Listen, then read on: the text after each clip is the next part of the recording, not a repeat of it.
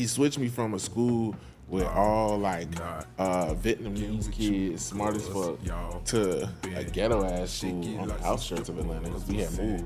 Like nigga used to see Tiny riding past in the Bentley and shit. Yeah, that's Tiny. She ain't been, hey, bye. No.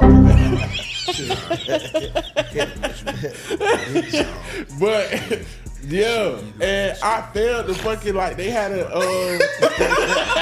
that was a horrible it sound nothing like a pig. Nigga said got what? He told us sound nothing like a pig. Oh my god! Y'all stop talking about yeah. No, for T.I. get on our ass. Come on, T.I. Calm down, T.I. Come on, Mike. Come back, Mike. You like, Mike, calm down, Mike. Calm down, Mike.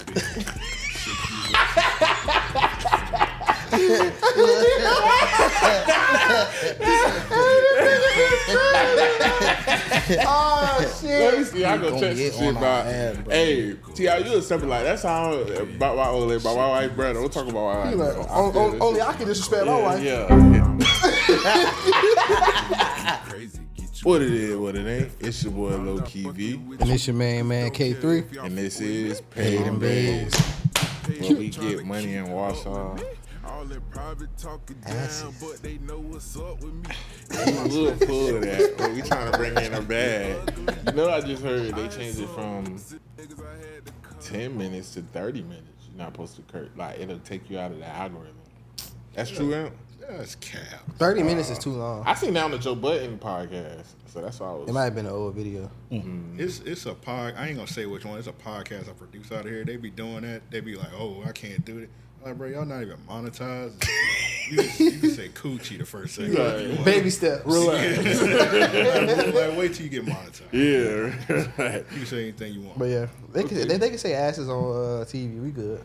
I know. I'm just tired of YouTube. They need to, you know. I just looked at our yearly what we made. Like, come on now. Nah, all our shit get dropped down. Yeah. But yeah, man, we got a special guest in here. We got a special guest. He sitting over there like, okay. No, look, I ain't know restart. I'm trying to make sure I'm on we play. jumping straight into it, man. So we got a special guest in the house, man. One of the hottest DJs out of Duval. If you listen to the radio, going to school in the mornings, you know him. If you be in the clubs, you know him. If you, bruh, everybody know DJ Money Good. Give it up for Money Good, man.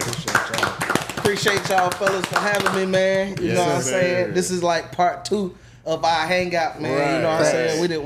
We done locked in now. We're gonna be doing plenty more podcasts and many more works together, man. How y'all fellas been, dog? We feeling good, man. We feeling good. How you feeling, bro? Yeah, you just turned up the energy, let me. Yeah. Hey, man, I'm good, man. Glad to be home. Just got back from Rhode Island with Nardo after being stuck in the airport. Okay. For millions and millions of hours. Long story, but we made it here, man, and I'm excited to be here, dog. It's hot as hell outside. I'm trying to figure out where everybody going all these block It's parties. so hot, bro. Like this shit different, bro.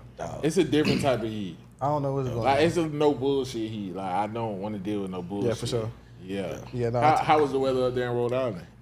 Man, it was smooth. It was like in the 70s. Okay. Bro. It was like in the 70s, bro. It was cool, Yeah. cool, relaxed. But you know, when you go to different places that you ain't from, like you gotta look for stuff that you don't normally look for, like rats and stuff. Like up north, you know what I'm saying? They got rats and mice and stuff. We don't really have that stuff That's here. true. My mama was just in New York. She had texted me. She was up there for my aunt's funeral. So she was staying at my aunt's house. She was like, I'm not going in the kitchen no more. Just seen a big ass brown rat run across the sea. Sound about right. Yeah.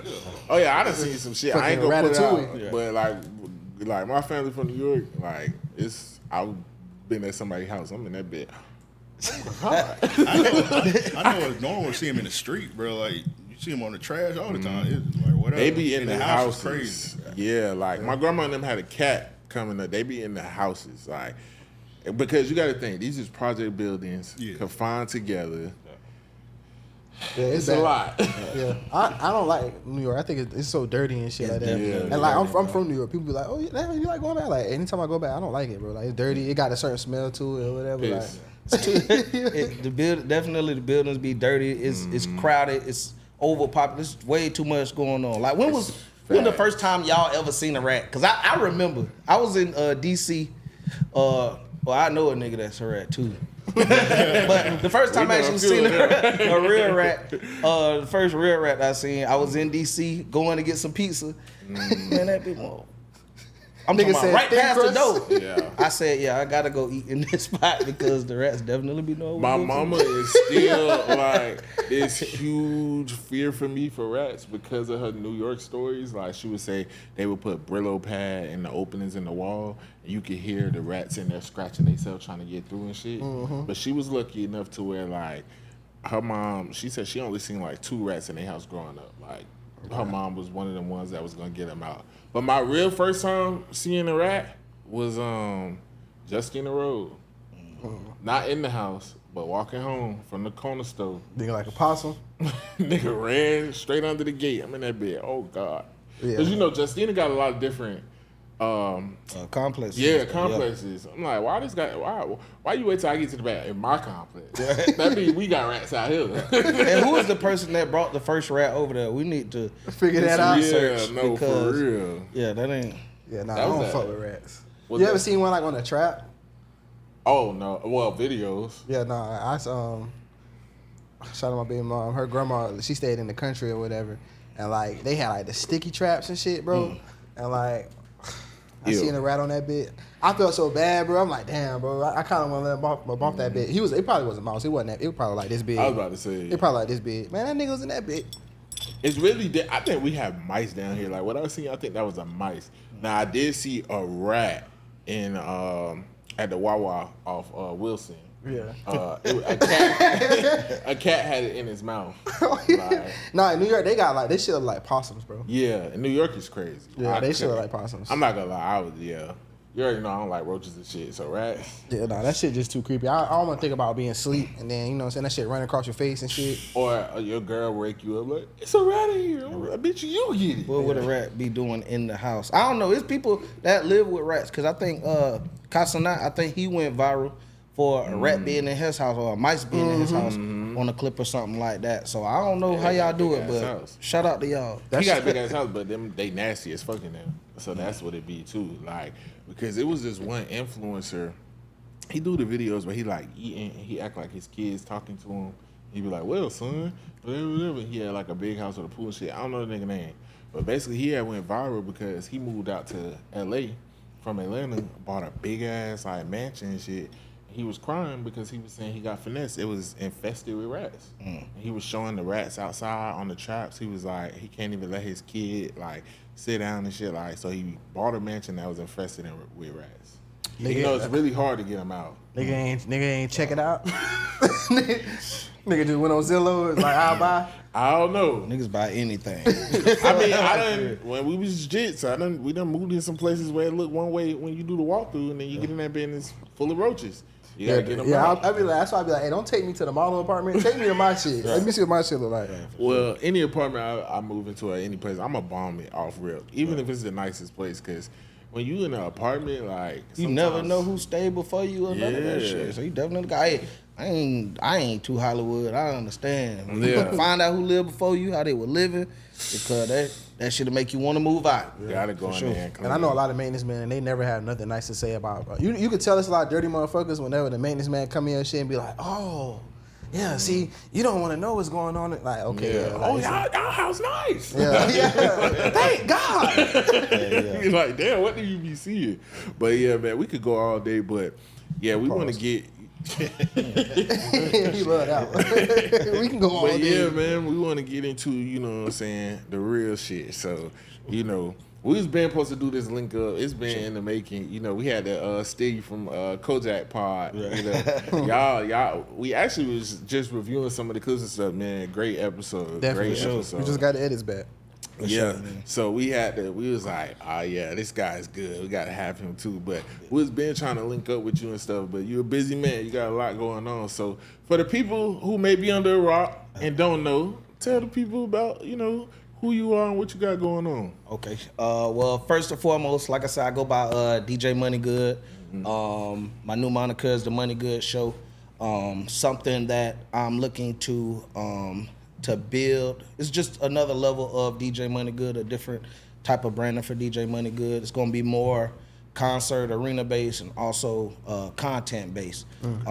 Moving away from the parties because I've done it. But a little bit more about myself. I'm 33. I don't have no kids yet, you know what I'm saying? I might have a kid on the way, but that, you know what I'm saying? We'll find out. We'll all find out at the same time. Right. He's saying impossible. I'm a football coach. I'm the head football coach at Matthew Gilbert Middle School. I'm also the receivers coach at John Ribault Senior High School. This is my first year at the high school, and last year was my first year as the head coach at Matthew Gilbert. Been DJing. I started DJing at FAMU. Got popping club nights, DJ all through Florida and around, DJ Fernando Wick. I broke popular artists in Jacksonville like GNYville and Official DCAM. Man, I feel like I do a lot, man. I do a lot. I be grinding just like y'all boys. Many man. hats. Yeah, most definitely. Many hats. And I want to say I just rolled past Reebok too. That shit nice as fuck. Yeah, you know I live around the corner from there. Yeah, I was like, damn, that look like Atlantic Coast. Yeah, they added a whole new wing on. That shit looking nice as fuck. Yeah, that shit raw. They did they big one. But yeah, man, that's great. Like, it's crazy. It's kind of like surreal because like I remember when like the We Them Boys show started coming out when I was younger. I'd be riding in the car and like, believe it or not, you never know the impact you have on somebody. Cause I remember like me thinking if I'm ever on the airway or cause I knew I was gonna do something like this. I'm like, I always liked the way you was never serious, but you also like ain't had no shame in anything you said. No, never. Like you say the wildest shit. And I feel like on here, that's what I'm known for, saying some like wild shit and not even thinking twice. And everybody being like, hold on. You know what I'm saying? Definitely hold on. Mine's be a little crazier. Mine's be more like pause moments. But even like the things you used to think of and say, I used to be like, yeah, he kind of right. It's like y'all chemistry. Me and Swag, our chemistry, bro, is crazy. Like, we really friends, we really brothers. So none of that stuff, we don't plan none of that stuff out. We go in there, the songs are already in there. Like, we never picked the songs for those y'all ever wonder how like radio went. Yeah. But like the songs are in there. Now it's just us bringing our personality to the station. And it's crazy because y'all are actually get the exclusive today of Why We Them Boys is no longer on 106.1. I was gonna ask Hold that. on. Yeah, because it was a great show. I definitely used to like. Let's be real, It's a like staple. a lot of people, like radio is like kind of fizzling out. They either like listening to the apps and things like that. I don't really listen to radio, but if I would, it would be for y'all show. For that, what was it, the 5 o'clock ride out? Yep. Like, I'm like, them boy got some shit that you can't find on Apple It was Music. actually playing some shit, Yeah. So which was rare. I did want to, because we also, when we was first supposed to link up, we had to connect through the radio station. And we were supposed to do something. So I did want to ask, like, what happened with that? So I'm ready to tell my story. Yes, sir. No, but listen, man, listen. So first and foremost, I know traditionally in a situation like this, most people, they be sad, they be mad, angry. I'm not that. Okay. For me, like Swag could tell y'all, if it was up to me, I would have been left radio.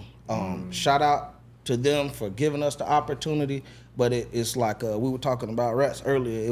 It's like a hamster wheel.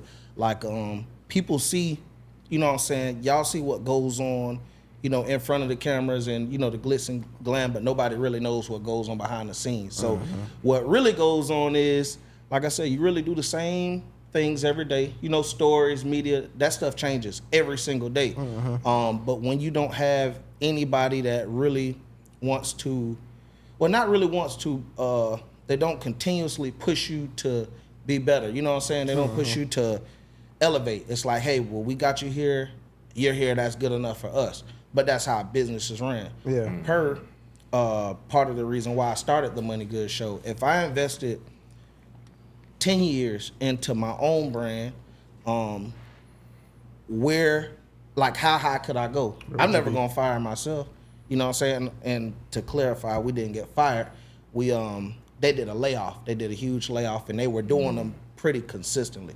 So when they did a layoff, we got caught in the layoff.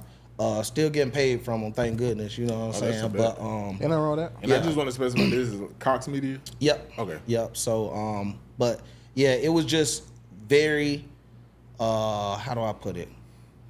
I don't know. We weren't really aware. It was surprising, but it didn't really affect me how I thought it would. It really kind of hurt me how it did affect my brother Swag. But like, you know what I'm saying, we had conversations and we got some big things coming up in the fold for sure. Yeah, that's important. For sure. Especially like transitioning out of situations or whatever. But I feel like that's definitely something like we could speak on, like feeling like we're in a hamster wheel and like before we got to this studio, like working with people and they just like, yeah, y'all fine here. Like they didn't see the potential in us to what we really had, you know what I'm saying? Yeah, and where we wanted to take it, you know what I'm saying? And when when you got a team around you, everybody got to have the same end goal in mind, or everybody got to be open to do more or whatever. So yeah, we definitely understand. But just also on a different too, scale. I think sometimes like things that happen, you'll be wondering like, dang, why did that happen? But then later on, you be like, oh, okay. Glad you know what I'm saying? Because I feel like you got a lot going on, and I've heard radio takes a lot of commitment. Like you got to be there. Yeah, I know. With your show, it was a nighttime show, right? So Well, We Them Boys, when we were doing We Them Boys, it was together. It was from 3 to 7, and then I left him. Went on tour, and Swag had to do the show by himself. When I got back, we did We Them Boys show again. They did another major layoff, so our midday person had been laid off, but we were still there. So they was like, "Hey man, Money Good may need to move to middays," because basically if I didn't move to middays, I probably would have been gone during that layoff. So it's like, since we got let's move Money Good here, which was cool for the moment. And then, but if y'all already knew that was the plan, like don't flip. But that's why I'm really, really big on like not working for corporate America. I've never been the guy to work for corporate America. That's why I hustle. I do so many other things because I don't miss a beat. Yeah, you know what I'm saying? sure. But for the people who like don't know, can you give because like we grew up with like 93.3 the beat, and then 106.1 came like out of nowhere, and it kind of like overtook 93.3 the beat. First thing first, they was just playing better music. Yeah, That was the first thing that caught my eye. That definitely, what do you call it? Like the younger, it was more like that. You know what I'm saying? Of course, the old heads was like, no, 93.8. They call it Heritage. Yeah. 93.3 is the Heritage station at Jacksonville. Yeah. So 92.7. how was? Oh yeah, 93. I forgot about that. It's time for lovers lane. 6962328. It's the Heritage. When you talk about Jacksonville radio, man, you like, and especially on the urban side, you have to mention 92.7 the beat. Yeah. And 93.3, even though they painted the picture that my bad. So even though they painted the picture that it was like super beef, that is the corporations having beef. Like I actually got a lot of love for T-Roy. T-Roy. Easy. Dr. Doom is actually the first person put me on radio on 93.3 the beat while I was trying to get on. Like he gave me an opportunity. T-Roy always kicking me game. Like those guys over there, like Kool-Aid and them Wiz Kid, like all of them are my dogs. So I don't really have nothing bad to say about the beat. But I mean, the people do feel how y'all feel. Like when we came in, we were a newer energy, and I mean that's like anything new. Yeah. You know what I'm saying? So It was definitely more relatable. Cause what year did y'all start? oh man, don't get me the line, but I know I was 23. So let's see. Yeah, like 2015? 2015. I was about to say, okay, because I graduated in 2015. So I'm like, either it was my senior year or right after I graduated. But I just know that during that time I had my first car. You know what I'm saying? For about a year. So them ride outs. My shit ain't had no ops. You know what I'm saying? My shit was an 04. So I had the little tape that you got to put in and motherfucker hook it up to your phone. So the ride outs used to get me through. You know what I'm saying? Sure. Especially getting off work and shit. So yeah, like, and I think people don't understand. Like even as a kid growing up, like T-Roy, Eazy-E, like them niggas was celebrities. Yeah, me. for sure. Like if we was out at an event and they like, that's T-Roy, I'm like, oh shit, that's T-Roy. That's And then you T-Roy. kind of had like an image of what these people look like in your head because you just hear it on the radio. Yeah. The dude, y'all remember Q45? Yeah. Like Q45, like literally inspired me. Like he was one of the people that inspired me to be a radio DJ, bro. When I was working, it was a company called Praxair. I was pumping like oxygens for the hospital and all types of argon, helium and stuff. When I used to do that, I used to listen to Q45 and try to figure out like, dog, why is his mixer so clean? Why is blend so clean? And like as he kind of took me under his wing as like a little brother and protege, like he just kind of like slowly started giving me sauce. Like, hey, do this what I do, this what I do, and you know what I'm saying? Things end up working out in my favor. I remember he was on Rap City. Yeah, he was like the first like DJ I knew like in a personable setting because he used to be at my uncle's shop and shit. Yeah. So it was like, oh, okay. I got this funny story about Q45. Shout out Yeah, Q45. you always tell the story every time he come up. Every time he come up. Then you break your skateboard. Yeah, bro. Q45 used to fuck with one of my cousins. Nigga came to my crib and got on my skateboard and broke my shit. Like, bro, you could have gave me $30 for a new skateboard. Yeah, bro. How you break your skateboard? I don't know if he was trying to do a trick or something on that bit, and like that bit had just like cracked or whatever. Q, he got the damn money. Yeah, bro. My dog gets I need that skateboard. Matter of fact, tap in with us, man. Come You killed my skateboard dreams, bro. Come with a skateboard when you pull up. And get my dog a fancy skateboard. Don't give him no bullshit. What's the skateboards that they be having in the malls and stuff? Get him a Supreme skateboard. Something like That's what you. I'm gonna put that bitch up on my wall, bro. Something. Or matter of fact, get a Paid N Bazed skateboard. Let's go get one of those. Because I definitely was like, I know this shit really hurt your feelings because every time Q45 come up, he tell this story.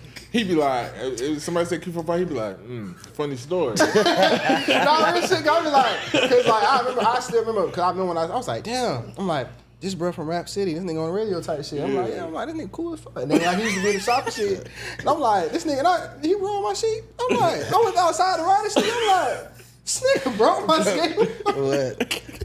Oh, he ain't even tell you.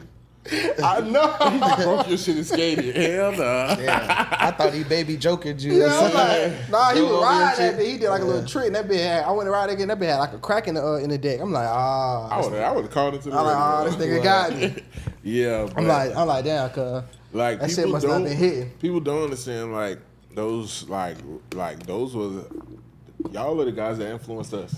You know what I'm saying? That's real, all of bro. y'all, T-Roy, Eazy-E, you, DJ Swag, like Q45, you know what I'm saying? And even watching like Big Tigger after school and stuff like that. 106 and Park. These are the things that's why you see now influx of black young people wanting to be in front of the camera because y'all was all like celebrities to us. Like we like shit. We want to do that. You know what I'm saying? We want our voice to be heard. We want people. And now it's like outside of just the radio, it's like it's a camera there too with a podcast. You know. So I do want to just pay you your flowers and thank you for paving the way for people like us, man. And we appreciate that for real. Man, I appreciate it, bro. I Yeah, appreciate For y'all. sure. How do you feel about like the because we all grew up in a certain era, we all relatively close in age or whatever, and like radio was important. I feel like especially when it came to like bridging the gap with generations and shit. Do you feel like it's any like negative effects that's gonna come from like radio kind of transitioning out of like the popular culture? Oh man, radio it's so dead, bro. Yeah, man, and I'm in radio saying that radio is dead. You know what I'm saying? When you get to, you know what I'm saying? Sometimes we used to go from wanting to make mixes all the time. We want to make mixes every day to, all right, we're gonna recycle these mixes because man, ain't nobody listening like that. Yeah. Like it's like people are listening. Don't get it twisted.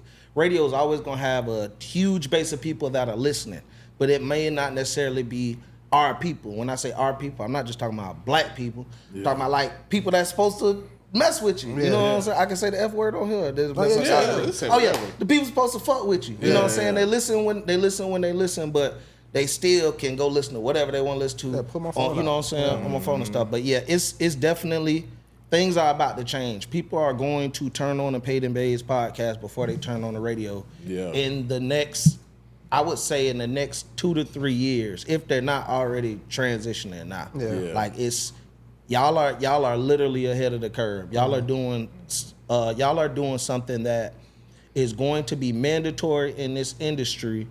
Like I said, in the next 2 to 3 years. Like if y'all see what's going on, that's why y'all doing it. Even the car manufacturers, like when you get in your car, Bluetooth comes straight on. Ain't no, I don't never listen to the radio on my car. Yeah, I rarely listen to the radio. Unless I like ride with my grandpa or something. But even now, he done figured out how to start working his aux and shit. Oh so no, it's not like, my grandpa. Yeah, he done got He that. gonna always what's that one old station? 101.5. Yeah, 101.5. I remember every morning, but he loved that song, No Diggity. And they come on, he be like, hey, like,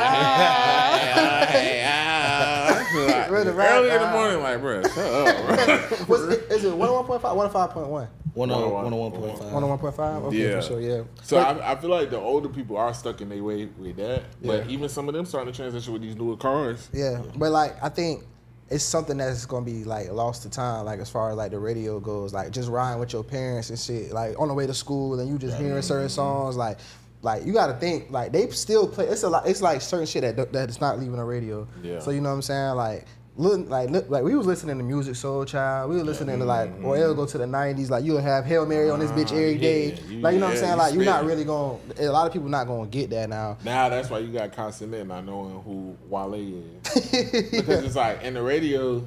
Nigga, we listening to in the mornings. We listening to SWV. We listening to because these is in the mixes, you know, and then our parents is also playing them in the house. Yeah. Now these kids, they're not listening to what their parents playing because they got headphones on, they streaming, they doing this, they doing that, and then now if they not listening to it in the car, yeah, you're not gonna hear it. Like as a kid, you get a taste of like.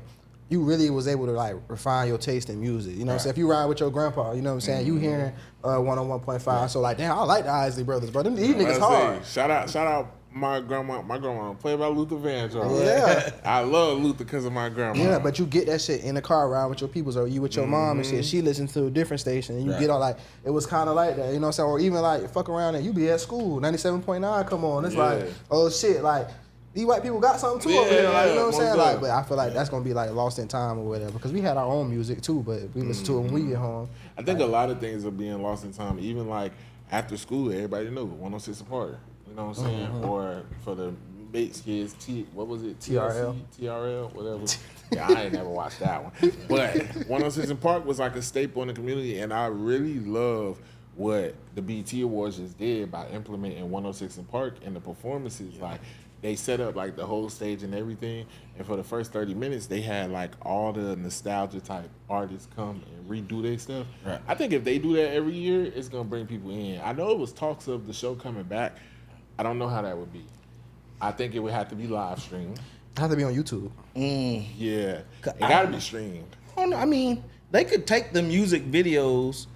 It could be done, but man, I say if you can leave it in the vault as a piece of gold, because like this was, I think everybody kind of agree this was probably the best BET Awards in years, bro. Like it was insane, but it targeted so much stuff that like we grew up watching, bro. Like so we could relate on top of the Drewskis and the Cosmonauts and everything new that's going on. Like it just bridged the gap between everything, bro. So I feel like it was the best. You one just dropped the gem with that. Leave it in the vault, like because they be trying to remake everything, bro. And it's like it be fucking it up. Yeah, you can't do that, bro. Yeah, like even these like these shows, like they even they got a new George Lopez.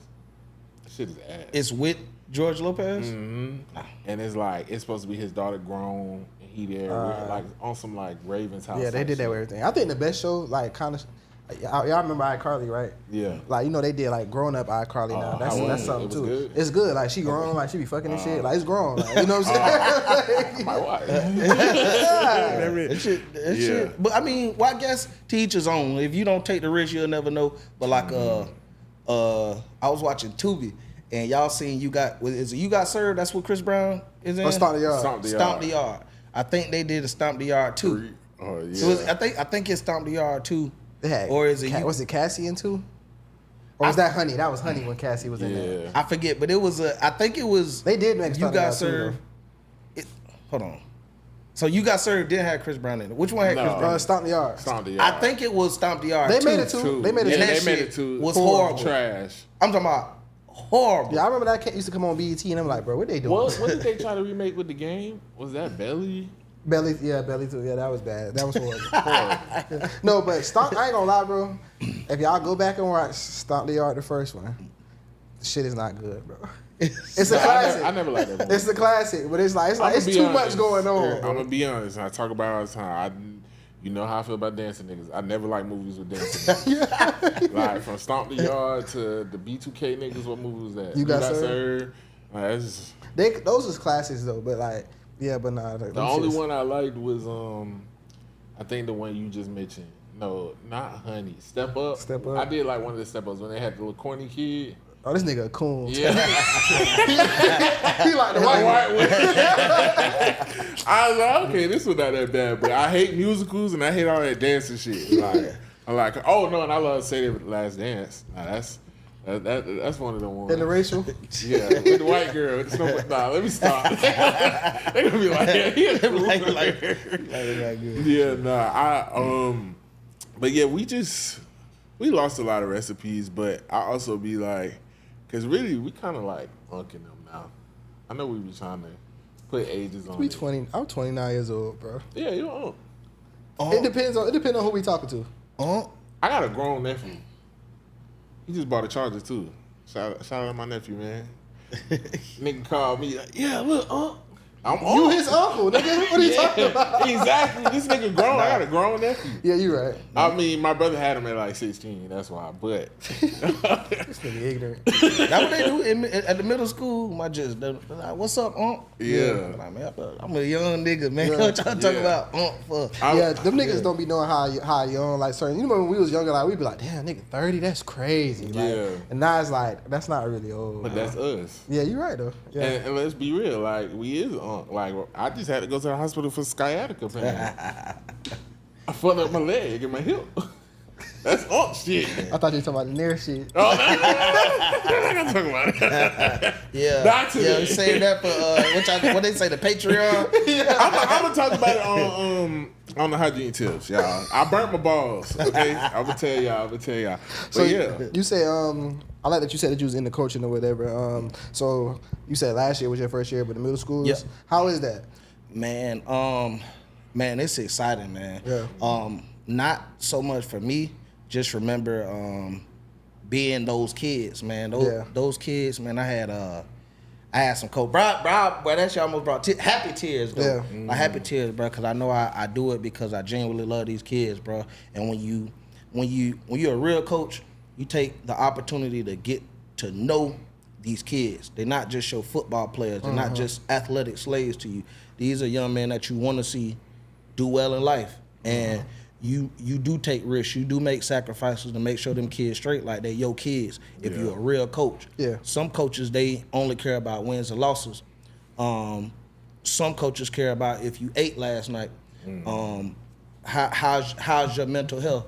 Why you might spaz out when a coach say something to you. Yeah. Tell me what's going on at home so I can better understand you, so I don't trigger you. Yeah. How, you know what I'm saying, how you've been triggered. That's why I do it, man. When I was a young kid, you know what I'm saying, eating sugar sandwiches and stuff, living with my mom, with 6, 7, 8 of us in a 2-bedroom, my coach had to come get me. You know what I'm saying? My mama's car might have been repoed. My dad was gone at the time. So it's like going to McDonald's, getting a little cheeseburger, that meant a lot to me because we couldn't afford that. Yeah, and I want to go to the skating ring. My mama got to find pennies, nickels, quarters, and dimes.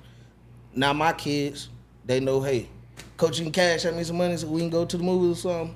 Yeah. Here you go. Like that's why I do it. A lot of these kids out here, they lost their mind. Oh man, my coach DJ Money.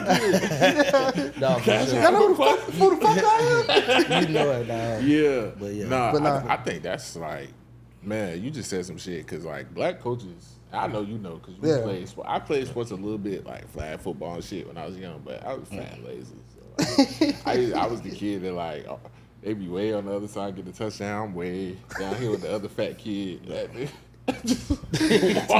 that walk, John. My dad's like, "What the fuck you doing? Get down here!" But nah, that shit real. Like, I'm glad you said that because like I played sports growing up. You know, so I played basketball and football. Okay.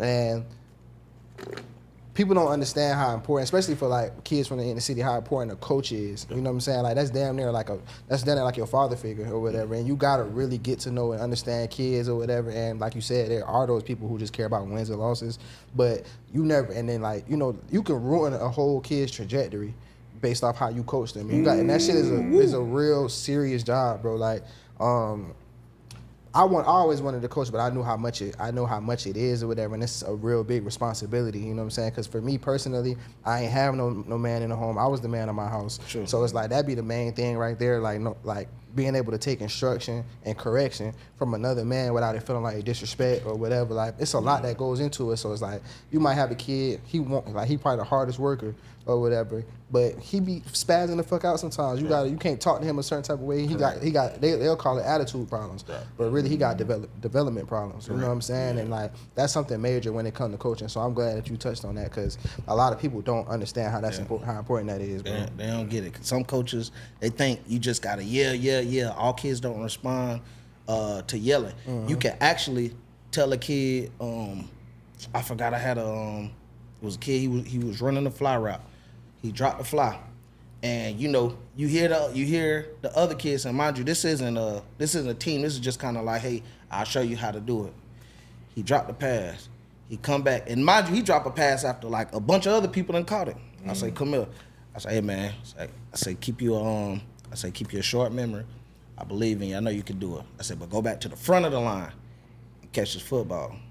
He catch the ball. He come back. He say, thanks, coach. He say, how he said it. He was like, thanks, coach. And how he said it was, thank you for believing in me, coach, because these guys, they probably thought something else. The whole time I just made a mistake, but you believed in me. Yeah. That kid will run through a brick wall for me now. Yeah, that shit be real, bro. And it is of vital importance to the development because, like, my brother, like, he always been a hothead, always been in trouble. But, like, the most times he was on the straight and narrow was when he played football. Sure. Like, he played for Pine Forest, like, he played for another team too. I forgot which one, but we got his pictures up in there in our house from back then because everybody know Rara had his head was on straight when he played football. Yeah, you know what I'm saying. People talk. Even my bad. No, you go. Even my nephew, I got a nephew. He's in 6th grade right now, and like I was worried about him for a little bit because we had him in like charter schools and you know what I'm saying, stuff like that at early age, and he was a punk. He cried everything. As soon as I was like, we got to get him some sports. Like, this nigga cry if you even like say something to him too loud and shit. As soon as we put him on Pine Forest team, that's when he started toughening up. Cause out there, they ranking, it's discipline. You got his dad doing life in prison. So between like his uncles or my grandpa, that's the only thing he know. We can't be there 24/7. You know what I'm saying? So it was like I seen a total 180 when he played football. Now this nigga think he a little YN. I'm like, hey, hold on, what's good? Calm it down. You know what I'm saying? Right. But like even at football, I had to tell him like, he'd come home like, oh yeah, they calling me fat. They did. I'm like, say that, say this, say that. He even got into a few tussles out there. You know what I'm saying? But it built character. I seen the difference. And now that he a big dog, he ain't a little pup no more. You know? It's like a almost like a social club, a safe space, like and especially how you build your program. I'm really, really big on and I had to learn it over time. Like now I'm building a program where I check my kids' grades every Saturday. I advise them on what to do to get their grades up. Very active, you know what I'm saying, with their teachers. I even worked in the school this past year. I had no desire to work in the school, but it's passion to make sure these kids have a figure, bro. These kids, you'll really be surprised. If I had y'all come out and talk to my kids one day, like you'll be like, oh, this kid dope. Oh, like these kids are dope. And then you get their backstory and you realize how they don't have no support at home. They don't have no support in the family. When it's game day, their coaches is all the support they gonna have. You know what I'm saying? So it's crazy, but I do it because I love it, and I'm not gonna say that I won't never stop, but right now I'm doing it because like our young men need it, bro. Yeah, for sure. That shit is hella fruitful, bro. Like you were saying, a lot of people don't understand the the sports to street nigga pipeline, bro. Like, cause that's all you really got. That's all you really know, bro. Like, and your whole goal, like you know how they say like in the NBA or a lot of these professional leagues, now it's a bunch of like people who come from privileged backgrounds or whatever. That's because you're able to perform better when you don't feel like your entire family future ride behind some shit or your future ride behind some shit. But for a lot of us, that was everything, bro. Like, if I don't do this, I don't know what the fuck I'm gonna do. Because everybody I see in my neighborhood, they hustling, they doing this or whatever. So it's either this or bust. Like, you know what I'm saying? So it's like when you dealing with these kids and stuff like that, you gotta really try to mold them, bro. Because for a lot of them, when this shit is over, they probably gonna go the wrong route, bro.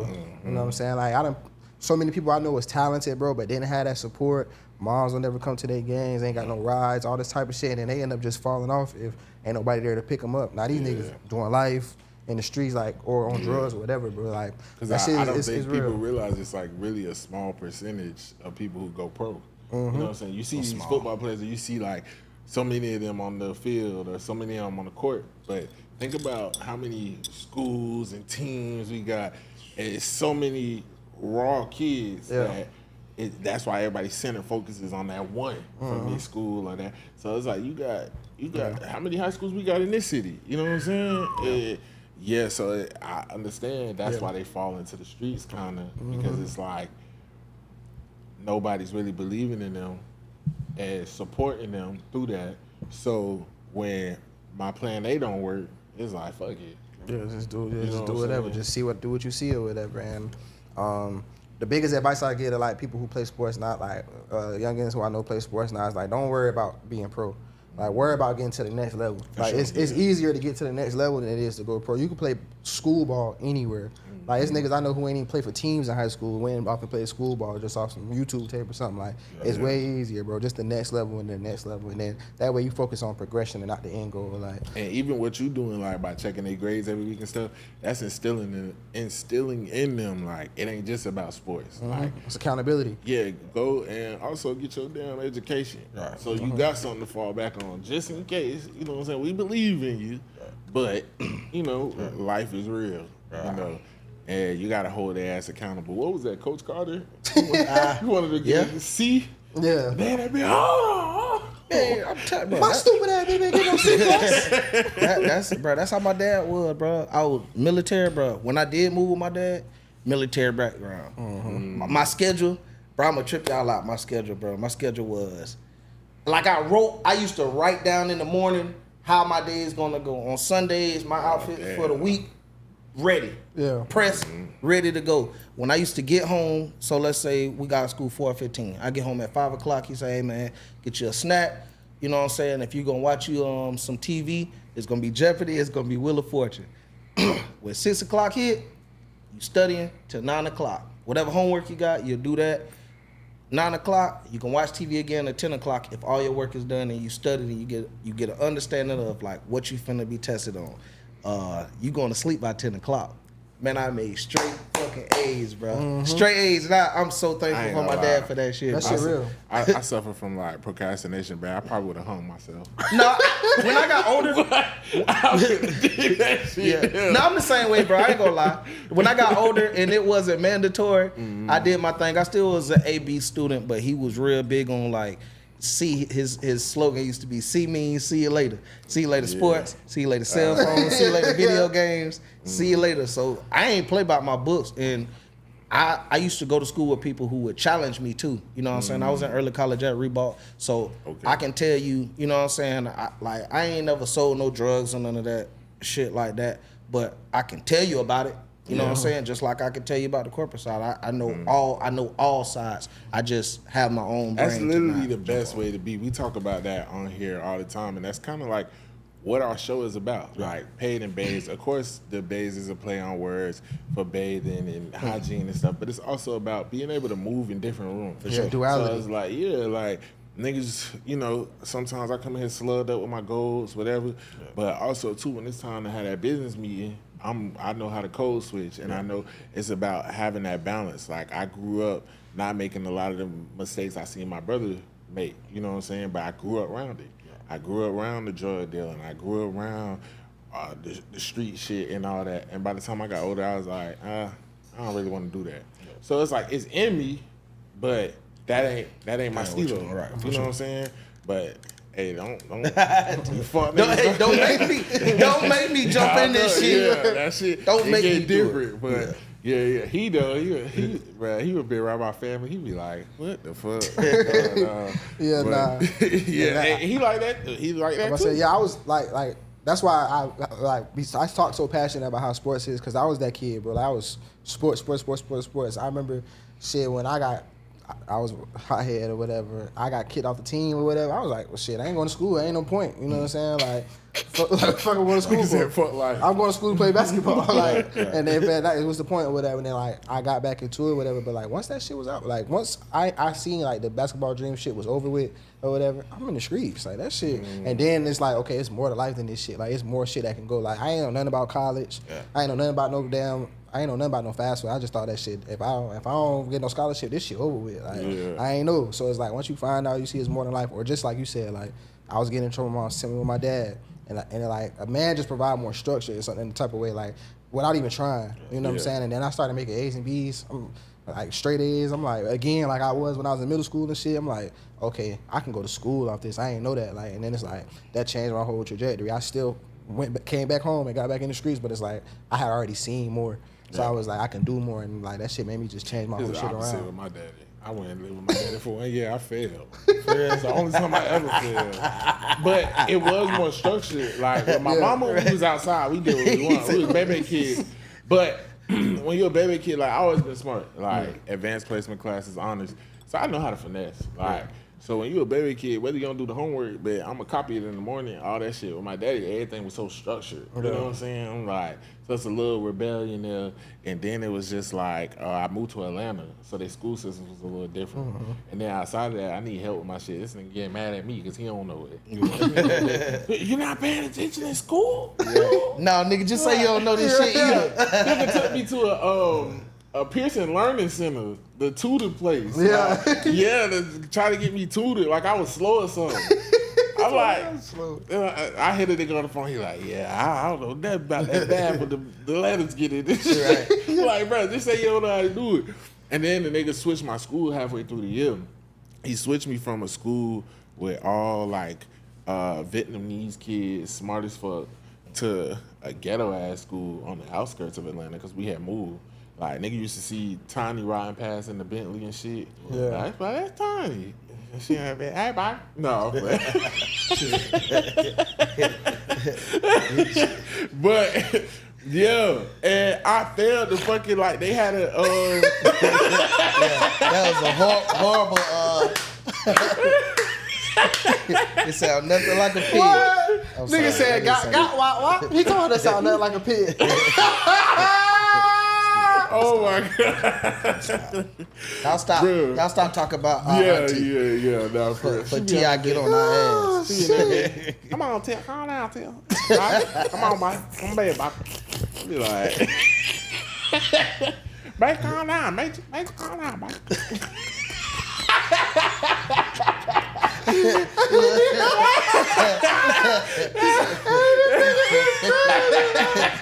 Oh shit! Let me stop. You know, she don't like when people name it because it was this one comedian. T.I. gonna get on our ass. Yeah, bro. T.I. gonna check some shit, bro. Hey, T.I., you a simple like that's how about my wife, brother. Don't talk about my wife. Like, only I can disrespect my wife. Yeah. It seems that within your cranium, you're not really feeling what I'm saying. You probably like, hey, get to the point, nigga. You could have used a different vernacular. Is you checking me or what? Like, speak about my brother. I feel like a masculine person shouldn't be speaking on feminine energy, partner. T.I. the type of nigga like, I'm not even finna argue. I'm be like, you got it, bro. I ain't got the word choices for this shit. Nigga trying to kick some knowledge. Yeah. It ain't him you gotta worry about. King gonna get on your ass too. Yeah. Oh yeah. He gonna bite you. I put that in across the room. King gonna get on your ass. All right. Shout out to King, man. He King had a funny kid as and fuck. calmed He like down. the perfect example of like a nigga who like grew up privileged but want to be like. He said he ain't grow up privileged, bro. He said nigga he was at my grandma's house. I was at my grandma's house. Look like he was in your grandma attic. He was made in that attic. Grandma house. Hey, Now that's a funny looking nigga, bro. Fuck that. Yeah, Hey, that nigga ugly. That nigga Fuck is that. funny looking as fuck. Yeah. Cause I've been what if trying y'all to be kid good. came out looking like that? That's why you can't have like them. I'm gonna be honest, my family's too real for that. Like, we gonna say something. Yeah, two light skinned people shouldn't be making babies, bro. Like, my sister, baby daddy, that nigga got some gorilla features. Mom was like, we kept talking about it. My sister like, oh my God, please don't. Mom was like, all right, if he Gorilla is, features is crazy. she in that bed, we gonna say one joke so that we all know we know. And that's gonna be that. So when my sister had the baby, I was in the room. She in that bed, boo-hoo crying. So then finally, like, even like the rest of the she on her phone text, she acting like she don't want to hold this nigga. I'm like, what the fuck wrong with you? But you know, women be going through shit. So anyway, the next day she fall in line, whatever. We get home. I was like, yeah, like you was boo crying, you was on your phone. I'm like, what you was? It was because your baby daddy, like, you couldn't get a hold of him at the time. She was like, no. She was like, bro, I was in there crying because when they handed me, I was like, damn, my baby ugly. She was like, damn. I woke up the next morning. He was so cute. I was like, what the fuck? You must go hold this nigga. Get that ugly ass baby out here. I was like, she was really over there like, the fuck? She just take like she on Instagram and shit. Yeah, I really thought she was like, because her baby daddy wasn't answering. So, I'm thinking that's the issue. But, yeah, nah. He wasn't answering. I'm going to know, you know what I'm saying? Like, me and my old lady, we both got big heads. I know what's up. Yeah. I know our baby going to have a big ass head, but it's going to be cute. Well, be careful what you wish for, because you have, they say if your baby come out cute, he's gonna grow up and be ugly. Yeah. They say your baby come out ugly, it'll grow out of the ugly I stage. do know some real pretty ass girls who was like hit when they was kids. Like a lot of babies. Yeah. It's very rare, like, you just like, I mean, I was a cute kid. I'm a handsome nigga, so I don't know. Maybe I'm a rare, but nah. I ain't gonna lie, like, I don't like talking about kids, but like in my head, I can't help that shit. Like, No, babies be ugly as hell when they first born. And they look like a little raw chicken. nah, it's just a double whammy when it's like an ugly bad kid. Oh yeah, it'd be like, bro, you too ugly to be doing all that shit. Yeah. Yeah, that shit do be aggravating. Like, when it's a cute kid and they be bad, like, they so bad, they so cute. I remember my nephew went through his terrible twos. So you say if they cute or bad, they get away with Yeah, it? it be like, they so bad. He baby funny as Y'all hell. crazy as hell. The baby, I be like, I hate that little ugly. My nephew went through his terrible Fuck twos. That nigga was acting up. My mama body slammed that nigga on the couch. She was like, better be lucky you cute. I was like, if he wasn't, what Over for you. she was finna motherfucking Casey Anthony that. Nah, but for real, like, don't come up to me like with that snotty nose, like, the scraping knee, scratching and shit, the little bumps, and you ugly, and you like just fucking with me. Like, go sit down for real. Like, hey, bro, hey, move, bro. Yeah. I thought they like a grown ass man. Fuck you said to me, little nigga. I told you, my brother, he was dating this good white girl. So she had a mixed little daughter, and she had a white little boy. Like, she had him with a white man. Bro, my brother was so good to the little girl, the mixed little girl. That little white boy, he had a Jimmy Neutron head. Like, you could see the veins through it. Oh, yeah. So he's like, sit the fuck down, nigga. Pussy Like, ass cracker. no, 'cause he used to be on cracker shit. Like, you tell him to do something, he be like, why do we have to do that? Like, real cracker shit. You know what I'm saying? Like, you can tell he ain't got a lick of black in him. But my brother also just ain't like him. 'Cause he was bad as fuck. And he looked funny. He looked like Jimmy Neutron. What?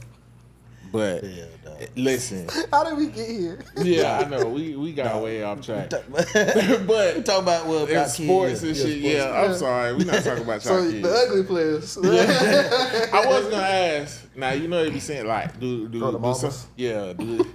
How you handle the mamas? Oh man, you can't get away from the fine mamas. There's no way you're gonna get away from the fine mamas. And if you do get away from the fine mamas, here come the aunties. Do they sons get more game time? Depending on how thick they is. Respectfully, I've never had sex with the mother of a player of a team that I've coached for.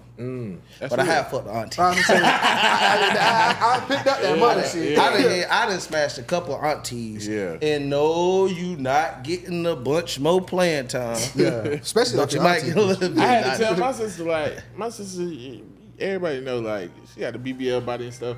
I'm like, stop coming out here to these boy games with these booty shorts on and shit. You know what I'm saying? You told her that?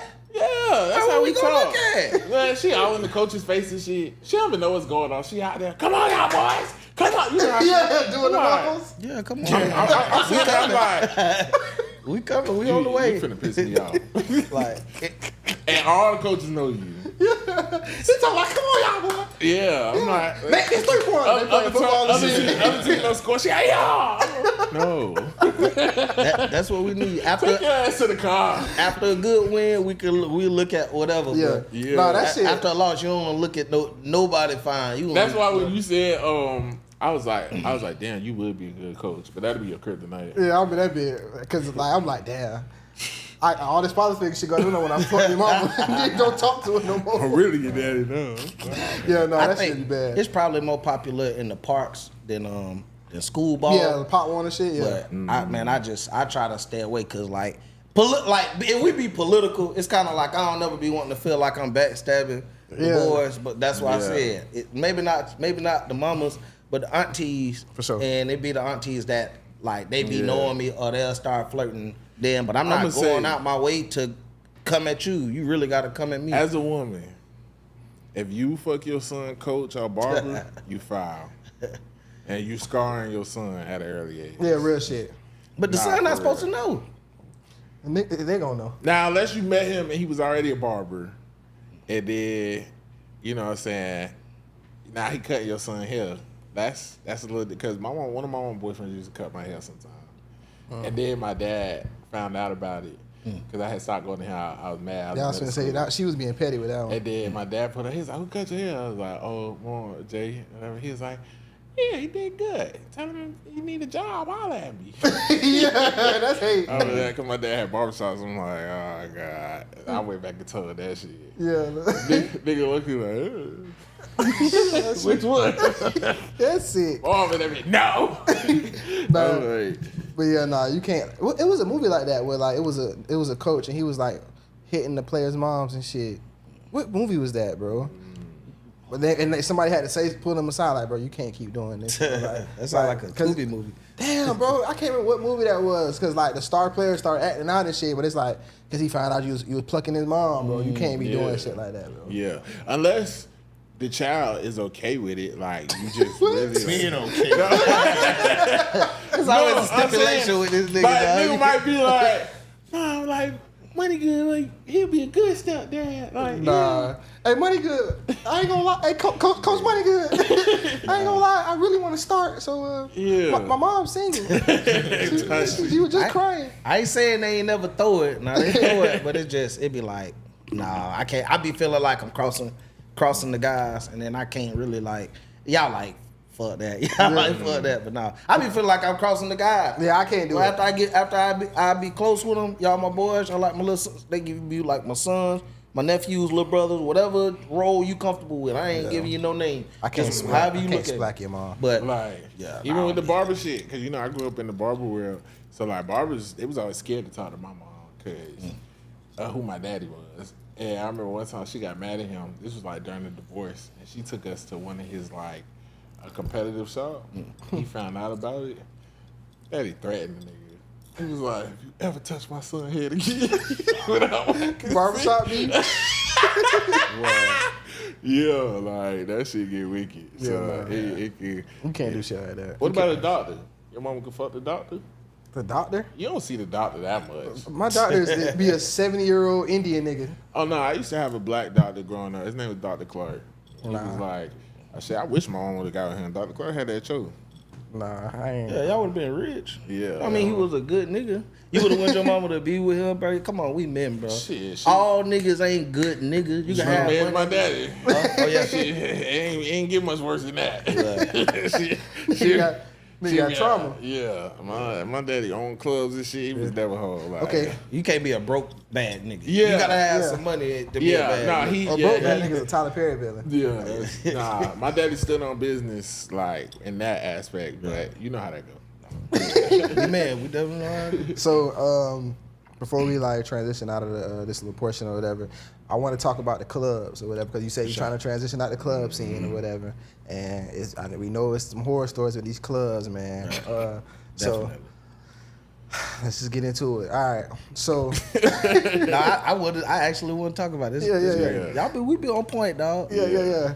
So first, let's talk about. You said you want to transition out of clubs. So what's some of your like ventures that you got planned, or some things you thinking about doing to be able to fully transition out of it? So right now, like I said, the Money Good Show is my biggest project. And then after doing some, research, and the same way how I may have inspired y'all have also inspired me to take my platform to new heights. With Chopping It with Jack and the Paid N Bazed podcast, because this is where this industry is going, and there's, long as everybody has their lane, shit, we can come up together. But that's really, being more in front of the camera, giving people the opportunity to really see who I am and what, what I really do. And on top of that, like I said, I want to do more arena stuff. I've done all types of theaters, arenas, and stuff all over the United States, overseas, Canada, with Nardo, and that's where I feel at home at. In front of 20,000, in front of 50,000, I'm comfortable there. And you showed us that video. That crowd was going crazy. It was like a festival or something. The Money Good in the Bazed. Yeah, that's hard. Yeah, that was Canada. Okay. Canada, and that was Nardo shared the stage with Drake and 21 Savage, and then that's I literally did a set before they came out in front of that same crowd. So got footage and everything, but it's dope. That's where I'm at home at. And before we get into the club stuff too, I do want to mention that too, because I know so you DJ for Nardo with, and you travel with him a lot and do a lot of shows.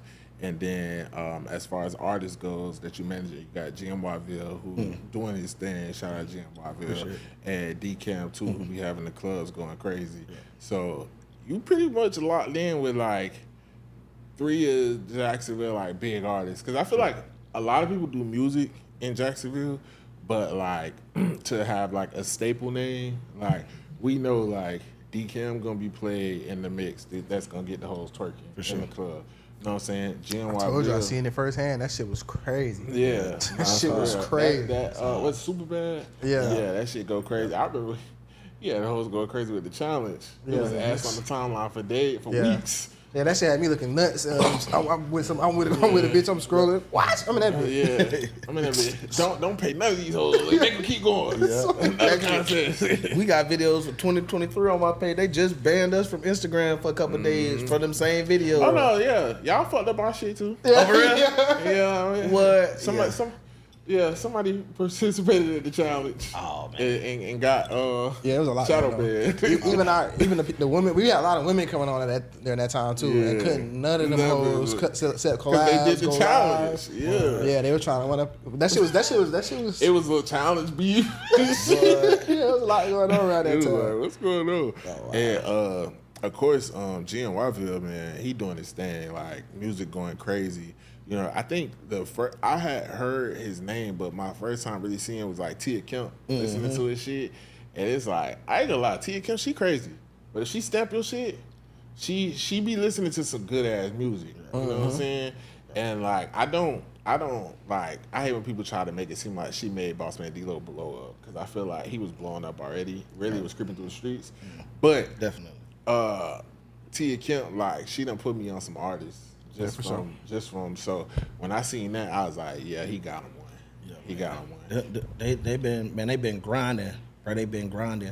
Ville is at the door, and the beautiful thing about their relationship is Cam could blow tomorrow. Yeah. Ville coming. He finna grab Ville. Ville could go tomorrow. Cam coming right with him. You know what I'm saying? It's even been to the point where, you know what I'm saying, I told Mondoose, I was like, hey, that's Nardo Mom. I was like, hey, if Nardo do want to sign artists, he with me. So, you know what I'm saying? Yeah. I would prefer we just keep everything at, you know what I'm saying, in house instead of having him go sign to somebody else. So, you know what I'm saying? I just like everything close knit. By the way, all 3 of them boys, I got all 3 of them boys booked Classic Weekend. The Saturday is gonna be crazy. I can't wait to drop my nuts about that. So Nardo Wick, GNYville, Andy Cam, Classic Weekend, Experience Live in Orlando with Dogman Entertainment. Yeah. We need to pull up. Yeah, that shit gonna be crazy, Yeah. insane. And I just got excited. Yeah. bro, it's nah, gonna be for crazy. real. And it's like, man, Paid N Bazed exclusive. I'll give y'all, matter of fact, I'll give y'all the lineup. The lineup is crazy. Okay. Who give me two people that y'all can think. If you can't think, it's okay. Two people who popping right now to y'all on the music industry. Out of the city or just It just in general, because there's other artists on it. It's a lineup of artists. girls or Anyone. Let me see if y'all can get some of these people off this list. It's classic weekend. Bossman D-Lo.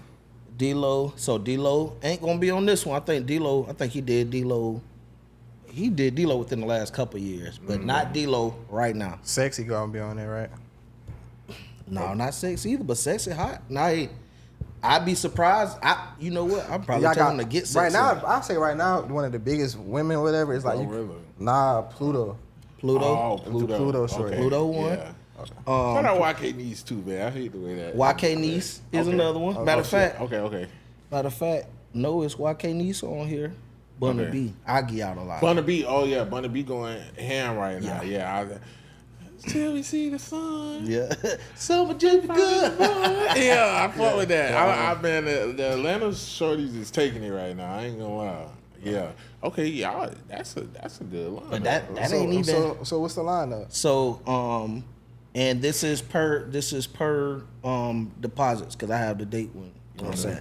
But 49 Rob 49. Oh, you know what I'm saying? wow. What the hell he is like literally. Think about him. That's what I'm bumping right now. The most out of niggas right now, bro. His album is fire too. Oh yeah, Rob 49. Yeah, that last album was fire. Yeah. Oh yeah. And Rob 49 on Nardo's tour, he actually was the opening artist for Nardo tour, so I know him very well. He flew me out with him to do a show for him too. So shout out. He been Rob tapping in 49ers. with them streamers too. He doing everything right now. Yeah. Yeah, so you got 49 Z in there though. Oh, y'all familiar with Z in there in Montana? Actually, it's Z in there and Montana 700. Okay. So both of them. You got JT from the City Girls. Okay. And then he got. I love JT. Yeah, and then so that's like, and then he has some older artists on other days, probably for the car show and stuff.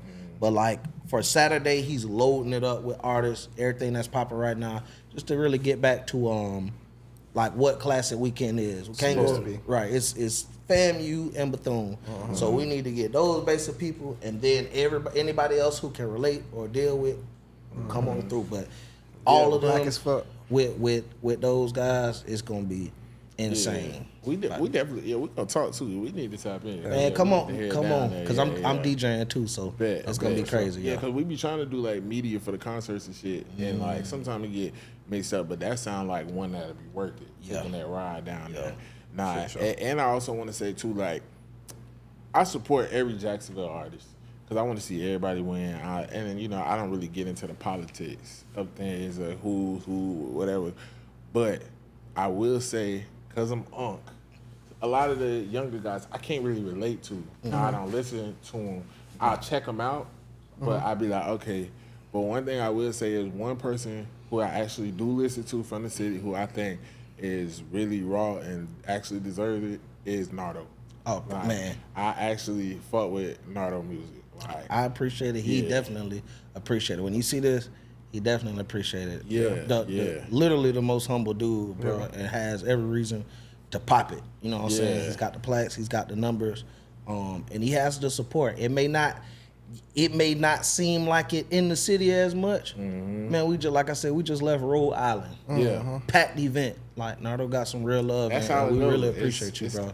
It's typically outside your city when you really bubble. Right. Because these people don't know you. You know what I'm saying? But it's like, I feel like the city fuck with Nardo. No, they you know do. What I'm saying? The city fuck with Nardo hard. But to get to that mega status, it's like you gotta have that fan base in different places. Because if you try to stay so local, it could kind of like fuck you up. You know what I'm saying? So I think that's why they be like, dang, why every time somebody blow, they leave and go to Atlanta? Because number one, y'all be hating. So ain't nobody for to stick around here. It'd be an easy lick. But also number two, I gotta expand my fan base. Yeah, my fan base. Yeah, exactly. Then like you just said, that streamer shit is going crazy right now. Like, the best thing to do to expand is get in with like podcasts and streamers. Cause that's what everybody at. That's what all the and people want to fuck with you as a person. That's gonna make people fuck with your music or fuck with whatever you got going more.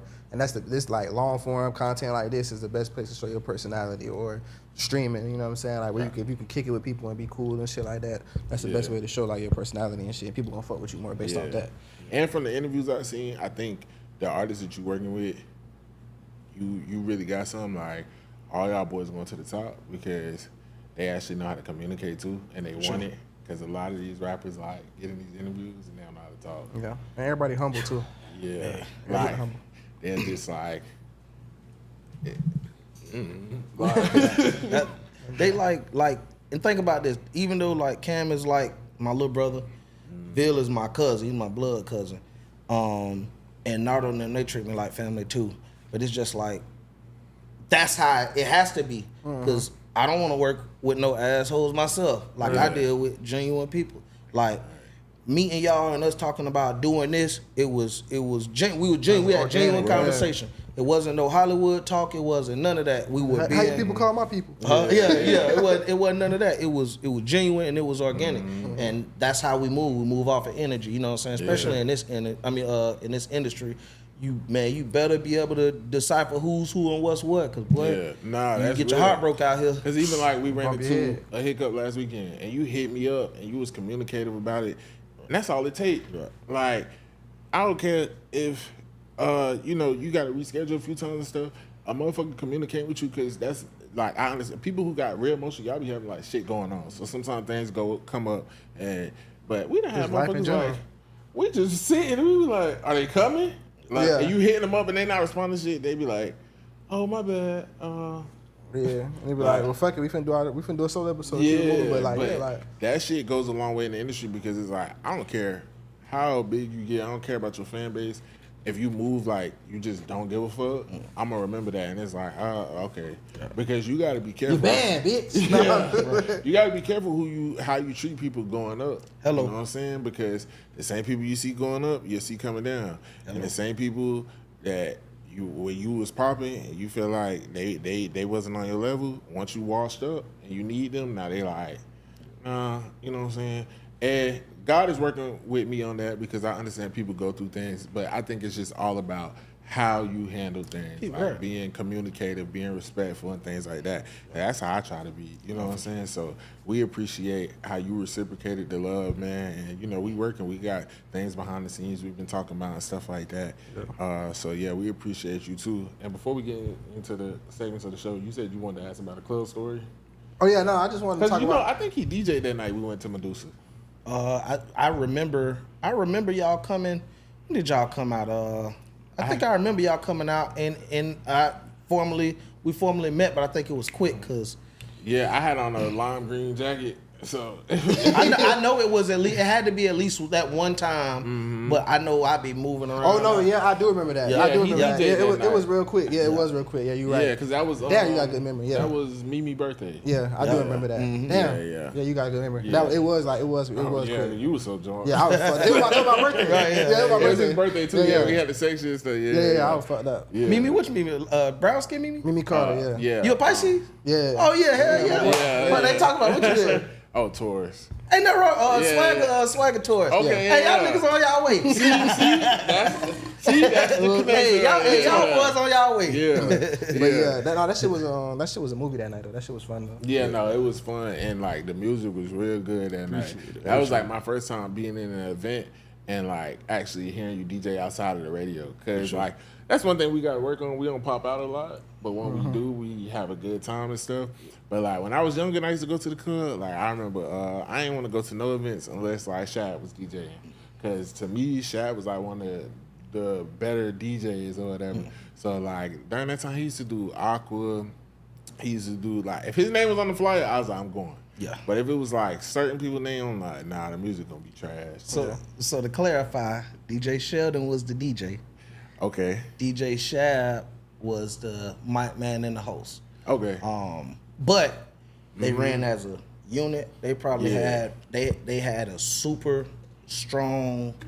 Goodness gracious, man! They have a super strong Legacy. That's the best, you know what I'm saying? Shout out to Legacy. But what R.I.P. Sheldon too. What they did as a unit, man, it was insane. And you know what I'm saying, for Shab to still hold Sheldon down to this day, he might not be DJing as much. He still does the event, still does the hosting, but Sheldon was always the DJ. And Sheldon see, was that's the you DJ. informing me, because me not knowing, I'm just hearing Shab on the mic. Right. And you know, Sheldon was a damn good DJ, but he wasn't as like vocal. He didn't talk on the mic. Right. He wasn't like somebody, but even like anybody I hear like stories about Sheldon and stuff, like he was a good dude. No, for sure. You know what I'm saying? For Definitely taken away too early. So you know, R.I.P. Sheldon. Definitely R.I.P. Sheldon for sure. Yeah, Real shout out legend. Mimi too, that's her brother. Yeah. You know what I'm saying? So most definitely like, so when I used to go, if them boys wasn't doing something to music, I ain't really want to go. Yeah. And sometimes it'd be hit or miss.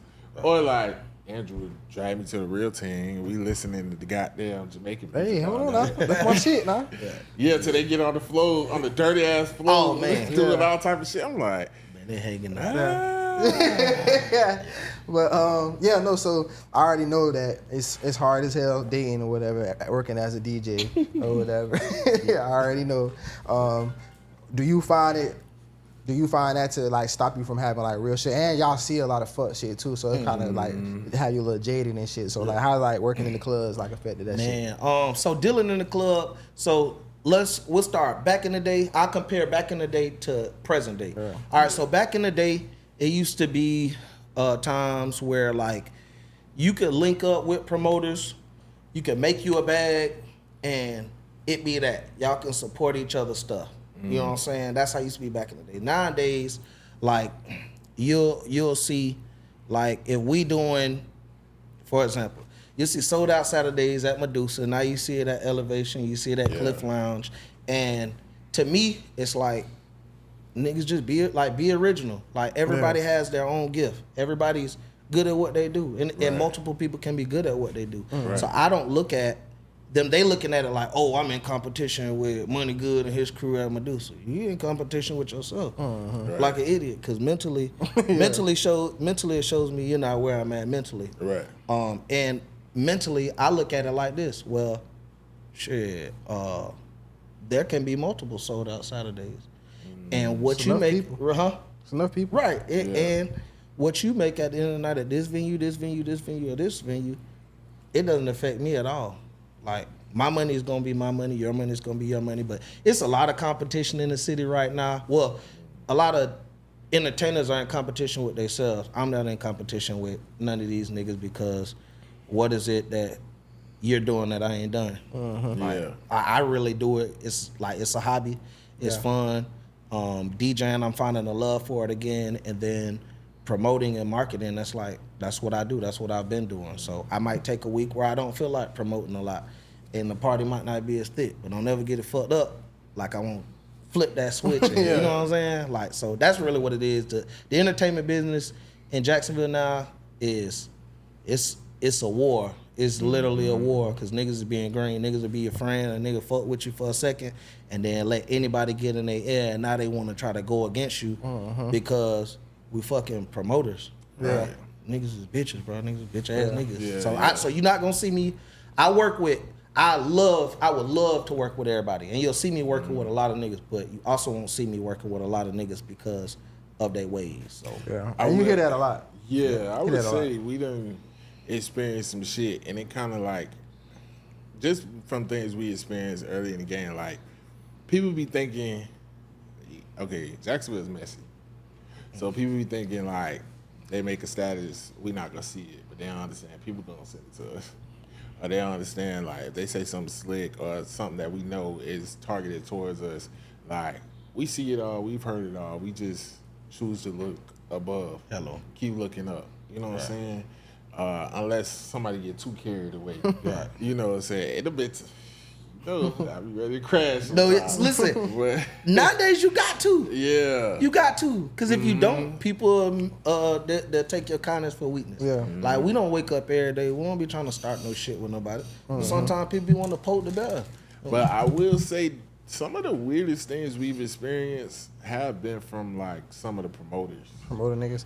I think because the way we decided to go about this whole podcast shit, we kind of did it our own way. You know what I'm saying? Like we Yeah. like we like to how we met you and how we came up. Like we like organic shit. So we don't just like reach out. We not doing all that shit. We like to, if we do, we like to build a relationship with you or whatever, and then kind of, cause this is like we talk here. Right. You know what I'm saying? We talk here. So, and I think a lot of niggas probably feel like, damn, like, why the fuck, you know what I'm saying? Niggas interviewing niggas in Jacksonville and they hit me up. Like, I think that's how niggas was it was a feeling lot and of shit. that. And y'all, and these niggas gotta understand, like, y'all be talking to these hoes, and these hoes come right back and talk and tell us, or they tell their homegirl, and we fucking one of their homegirls at the time. But at the time, you know, it just get back to you. You just be like, damn, I ain't know niggas was that worried. Or any woman you talk, it really be the women that be carrying the bones and shit, or send you shit, or I done been sent shit, or motherfuckers like dissing us about like podcasts and stuff, or it's always like after one of our clips like go viral or something, it's like, where the real podcast? I'm starting my own podcast. When they talk about real shit. Yeah, or it's like you came and followed, but you ain't like nothing, you ain't say nothing. Or and like you I guess you felt like we were supposed to bow down, like, oh shit, like, and it's like, bruh, we all equals out here, like we all, you know, and like you said, we do our own lane and our own route because we done dealt with a lot of weird shit. So that's not us looking down on nobody. That's not thinking, like we said, we like organic shit. We run into people. Everybody we have had on, it's been organic, bruh. Like motherfuckers came and showed us love, or we showed them love, and that we don't got a problem with nobody. Like we just trying to eat just like everybody else. But it do get weird when like you see a motherfucker like watching your shit, this, that, not saying nothing, then the little subliminal statuses start coming, or this and that, and a lot of times I had to learn to start paying it dust, because it used to ruffle my feathers a little bit. Yeah, I ain't never care. And he would have to tell me like, let's see how long that lasts, or let's see this. We done had motherfuckers send fake pages to our comments, like, and say like, oh, y'all want to be Hollywood. What did they say? Y'all want to be Hollywood so bad. Why y'all not why y'all ain't interview this one? Why y'all ain't interview that one? Naming all these like different promoters and shit in the city. And we like, bro, we just ain't tapped in with them yet. Like, keep watching. Like, Right, for sure. And just behind the scenes, things that have gotten back to us, messages of people talking about us being sent to us, all type of shit. If anything, it showed me like, oh, okay, we doing something right. Oh, for sure. Like, and then also too, I know what it be about too. Like, niggas hoes be coming on the show and shit, and they see it and they be like, nah, that's an issue too. So we really appreciate like the authentic love, like from the jump when we've been working with you, bro. It's been authentic, and we appreciate We that. regular niggas, bro. Like we cool. Like we ain't on that type of time. Anybody who'd ever approach me or whatever, and like, oh, like I fuck with the pod, like I get your information, all the other shit. Right. Come on, we show love, but we lead with love, bro. It's just that we not mixy ass niggas like that. So we not gonna be you're not gonna see us anywhere and everywhere like that. So it's like if we just ain't came across, we but we fuck with everybody. And I think that's where the issue came from, because it's like I noticed with the promoters and everybody, like everybody know each other in one circle. And I'm not saying we was nobodies, but we wasn't like a part of that circle. So then when we came about and we got all these different people coming on, it's like, who these niggas is? And not coming through us. So it was like, It be weird, man. Jacksonville on the club side, especially on the urban side, it's so territorial, and like niggas be fighting and arguing over nothing. Like y'all see me work with a group of people, and I normally stay working with those group of people. Yeah. We like-minded, we see eye to eye, like everybody know, like, hey, when it's time to turn up, we gonna turn up. When we chilling, because ultimately, like, bro, this is extra money for us. Like, it's extra money. And then we've been doing it for so long, bro. Like being consistent, being good at what we've done for so long, providing quality entertainment for so long. How many times do we have to prove to a motherfucker that we can do it? Yeah. Right. So it's like, maybe this week we don't feel like posting a whole bunch. Right. Come through and fuck with us if you want to fuck with us. we got a ain't gonna cachet cash build up. right, you know what I'm saying? But aside of that, going crazy every single week, like, bro, that's not my goal no more. I've proved, I feel like I've proved, and I feel like I've worked a long time doing what I'm doing. And if you're not a believer by now, you just ain't gonna believe, and that's okay. You know and I ain't gonna stop working. I see a difference in the people. Like, I know you think like us. Like, this shit beyond Jacksonville. Hello. Like, you trying to impact the world. Right. You trying to be known around the world. So I see a difference between the niggas who kind of like build their ego around Jacksonville, Right. versus people who want to be actual like in the industry for real. Right. Because it's like once that first big thing, like I'ma always rap Duval, but niggas is out here. You know what I'm saying? Like we trying to be like stars, like so it be an ego thing with the local popularity and stuff. But we fuck with everybody. We love everybody. Well, not everybody. Yeah, I don't fuck with everybody. Yeah, not everybody. I want to, man. Yeah. I really wish I could, man. But it's, man, Jacksonville turn. You got the biggest heart. Jacksonville make your heart shrink because people can love you, they can fuck with you one moment, and the next moment it ain't that they don't love you or they don't fuck with you, but it's just like it could be monkey see, monkey do. You can have I can have an event going on here. You can have a event going on here. DJ ass, horrible, playing no records, no nothing. But if it's popping shit, the followers, everybody that follow, they just want to go where it's popping. It's not about the quality. Nowadays, it's not about the quality of the music.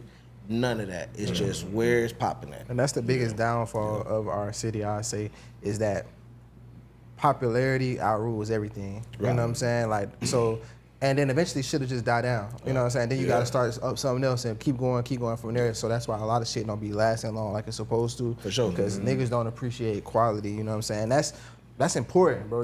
Everything can't just be about who got the most followers, this, that, and the third. Even when we had to learn that shit when it came to having guests. Like, you could have somebody that got 80K followers, like, they can't hold a conversation. They ain't got nothing we're talking about. And people really just want to see what they got going on. They don't really support them.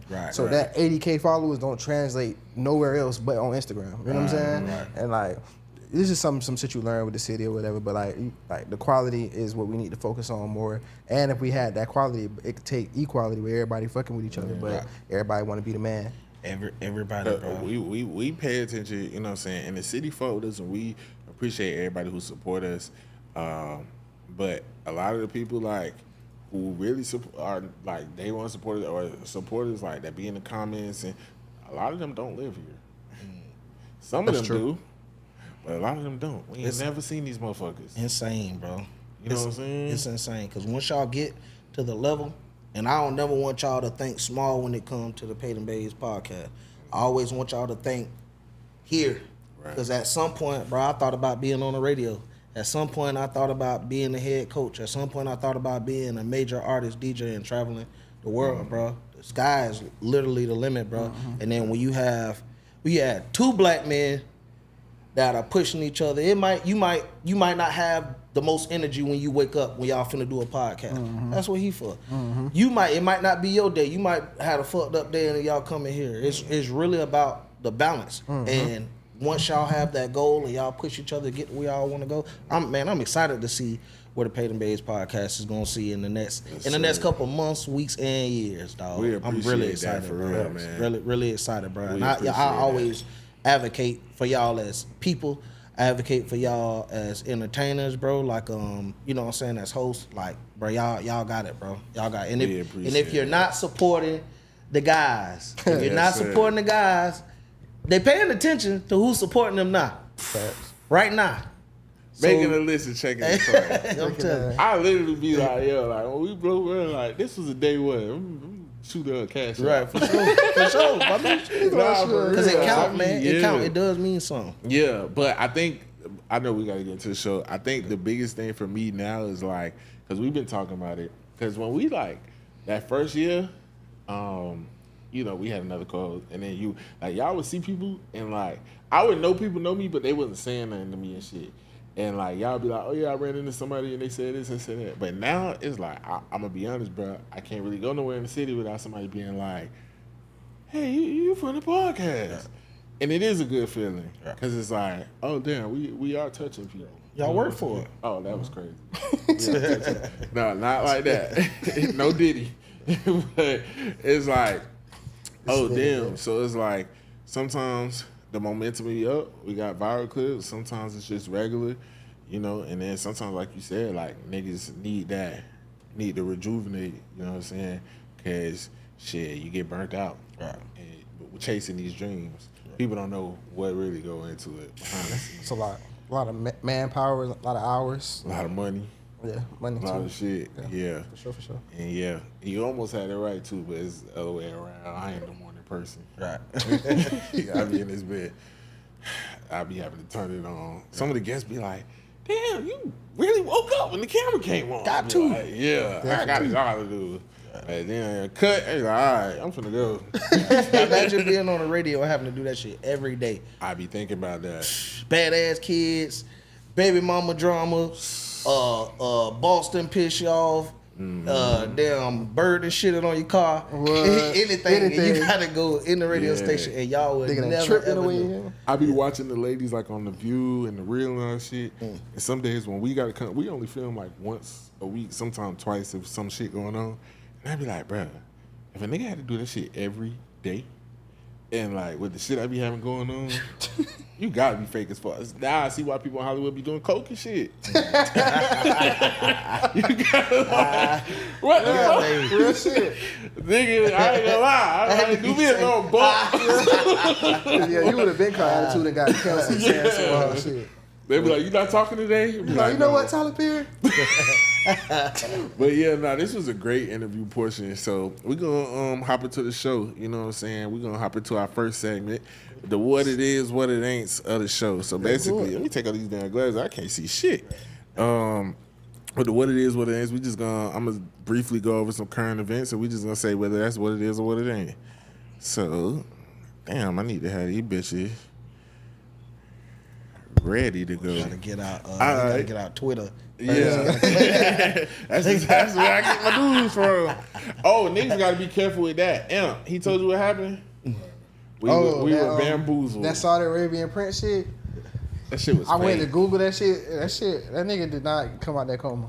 Oh, he did? No. That it was video AI. was another Arabian prince who had an accident or some shit. I googled it too because I'm like, K3 don't know what the fuck he talk about. No, but that's crazy. But it was like multiple people reporting on it though. Like, Yeah, that's what I said. I said that shit was everywhere. Yeah, that shit was niggas everywhere. just woke up there like we gonna fuck with everybody. Today. So apparently that nigga is like brain dead. He's never waking up. Yeah, They they kind of just got him in there miserable, shitting on himself. Nigga done put it on a thumbnail and shit. I know. I was like, shit, we talked about it. I'm like, damn, it's fake news. It is what it is. But we clearing it up now. Okay, first, what it is, what it is. Right. First, what it is, Anyways, what he's it still a ain't. vegetable. So, everybody know, you know what I'm saying, we've been at it with Iran. And, Trump dropped them things on them boys. You know what I'm saying? So, he came out with a tweet. I think it was like 24 hours ago. He said, we have completed our very successful attack on 3 nuclear sites in Iran, including Fordo, Natanz, and Ashfan. All planes are now outside of Iran airspace. A full payload of bombs, in all caps, bombs was dropped on the primary site, Fordo. All planes are safely on their way home. Congratulations to our great American warriors. There is not another military in the world that could have done this. Then in all caps, he says, now is the time for peace. After blowing niggas up, thank you for your attention to this matter. So it's been causing a lot of debate and controversy online. How y'all feeling? This is what it is, what it ain't. Man, fuck them with BBs. Listen, blow their ass up, man. All that puss ass shit y'all been talking and tweeting and shit. Yeah. Them niggas was tweeting crazy. Tweeting crazy. Oh, yeah, y'all will feel us and shit. What the fuck? America, What the fuck y'all you mean? next. Like, you talking crazy. And all y'all is like, oh, Trump this, Trump that. Look, I ain't no Trump supporter, but even if Trump wasn't in office, y'all think Obama wasn't dropping bombs on niggas too? We gotta stand on some type of business, y'all. We can't. Exactly. America can't be no puss ass. You know what I'm saying? Yeah, that's not We even how can't- we get down. Yeah, we can't be no puss ass. And that's country. neutralizing the enemy. Yeah. He ain't go blowing up houses and shit. He blew up nuclear plants. Yeah, to me, it definitely, it's gonna be some other shit that's gonna come from this, but this instant or whatever, like them niggas was threatening us, bro. Yeah. Like at the end of the day, I know that we black and everything, like, and we don't really identify as Americans, but we do live in America. And them niggas was threatening us. Yeah, like for real. Yeah, nah, fuck that, bro. Yeah. And we've, you know what I'm saying? Unfortunately, we've been living to see what happens when we don't get along with other countries. Right. Man. They will come and try to do things, you know what I'm saying? Try to do things to harm us as a country, Yeah. and they're going to try to go where it's either a lot of people or notable landmarks, bro. So we gotta. I'm not saying we gotta be careful because we're not the ones doing surveillance and stuff, but come from somebody like I was in the military, bro. Like this shit finna go down, bro. Yeah, this shit is finna go down. for sure. I think that's where it's gonna get tricky with the allies and shit, because it's like, they is tapped in with Russia. I don't think they like strong allies, but like I think they had provided Russia with something one time. So. Yeah, I mean, at the end of the day, we America, bro. This is how we operate in the world, bro. Like, you can't fuck with people we fuck with, even if we don't agree with the whole Israel shit or whatever. Like, you can't threaten. Like, you drop bombs on our little homies. And we the big homies. If niggas sitting on Facebook all day saying, I'm gonna kill your family, and you get the hit that he keep all his guns in this shed off 103rd, you think I ain't finna go blow this shit up? Blow that shit up. Now what you gonna do? Yeah, I gotta neutralize the op. Like, what the fuck? Nah, we can't. You can't threaten us, bro. Like, a nigga, like, you just can't do that, bro. You can't and let's be real. Like, Trump is unhinged, but he been chilling for a little minute with them threats, like letting them talk their shit, you know what I'm saying, and trying to do the negotiations. So we make examples out of niggas. Yeah, and then y'all gotta realize what they dropped the bombs on, like them nukes, like that's for a reason. Because if we go to war, we don't want motherfuckers launching nukes at us. I don't know how far them nukes can get. And vice versa. Yeah. Yeah. What you mean vice versa? I want them to drop some nukes on them. No, I don't. But that's the not whole, where the people at. But the winner, nukes is what keep everybody like at bay. You know what I'm saying? Because really, we can really destroy the whole planet. Like everybody could die. Really, you know what I'm saying? But it's like having nukes just put you in a different space to where, okay, like at the end of the day, I can really this shit really can set this shit Them off. fucking Habibis don't need no nukes. I don't know how they got them in the first place. I know they probably had like 5. They was threatening that they had them, but I don't they just had to be safe. That nigga but blew them bitches up. They blew really their blew ass them up. bitches up, bro. And then they on Twitter talking about, oh, we been evacuated from there. Man, y'all Habibis is motherfucking smoked turkey, goddamn. Y'all in that bitch smoked, man. They talking about America. Look what we got next. It's a surprise coming. I mean, that big. Oh, they posted that after the. Them niggas still tweeting. Yeah, they still tweeting. Why is it? Why do we have countries tweeting at each other, bro? I mean, that big. I think that's somebody's over that page that probably don't got shit to do with their military. Probably just put the words there, but they get it together. They was talking crazy, like crazy. Remember, we didn't start this. All this other shit. Oh, what? Hold on, I got one of the tweets. Nigga said the war just started against the U.S. And then they had said some other shit like the retaliation will be talked about in history for decades. They talking. I'm like, what the them fuck niggas talking like Cassius Clay. I'm like, what the fuck that mean? bro, that shit finna, bro. If you use your common sense, man, don't get me wrong, but it was one of the was it one of the Al Qaeda leaders or whatever? Whoever had something to do with the Twin Towers attacks. Whoever. Dude name, and I don't want to say the wrong name, that's why I ain't gonna say the name. But whoever it was that had something to do with that, they went to go get him. They went to go and kill him. Yeah. So it just, you know what I'm saying? And I feel like we have a lot more intel.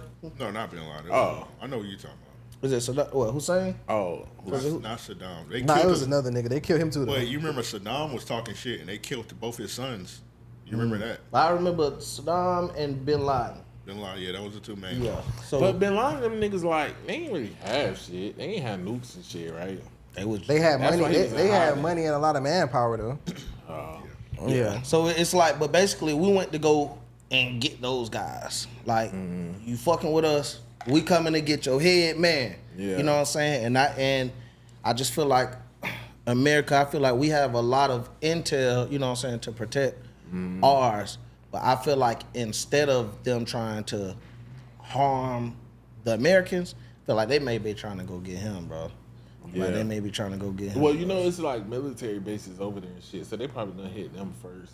But they gonna fuck with some of our allies and shit, or try to like stop trade or stop shit that's some of our exports and stuff that's coming out. Yeah, because all that little other shit, I'm like, nah, I I don't want shit touching the And they stage. been, we are coming to Jacksonville and we're killing. Man. You know we got one of the biggest military bases. We have our eyes set on RAOP Studios. Hey, what you said? No, we don't have one of the biggest. That gonna be like, what the fuck? No, we don't. They somewhere else. They ain't in Jacksonville, boy. But We heard what you said. did you see that they had like a fake tweet like at Shamar? Yeah. Y'all said that. What the fuck did he be talking about? Anything. He be like, Trump is on y'all ass. He talking about fucking Iran. I said what I said. That was what he said. And what's so crazy is like these days, that's a video that might really get to them. Like, the fuck is this? I was about to say something. Yo, was that really Shamar on the Maury show? No, they edited that that was shit. That was AI. This AI shit getting Oh spooky. man. This AI shit is getting spooky. Y'all been seeing the videos with the Yeah, girls eating food and they shit? eating food and shit, and the McDonald's workers and Yeah, that come from all the people on Facebook who be signing up for them fucking apps and shit, and so they can be a school teacher in one picture, and an astronaut in the oh next my picture. grandma. All the old people be doing them shits. Yeah, I'm that, like every time I get on there, like she's got a a new AI picture? cowgirl. She's what the fuck are you doing? Bro, that shit scaring me, bro. Yeah. I literally just posted on Facebook yesterday. Matter of fact, it might have been today. Yeah. I brother, hey, our shit getting out of hand. But they got the deep sea divers. But they got dogs doing deep sea diving. I'm like, bro, what the type of fuck? training? Cause I also do watch like killer whales. I do watch the killer whale training. What And is you got the the dog gonna dogs. do? They jumping and flipping and shit. I'm like, damn, they train the fuck out them dogs. Then I read the comments. They say it's AI.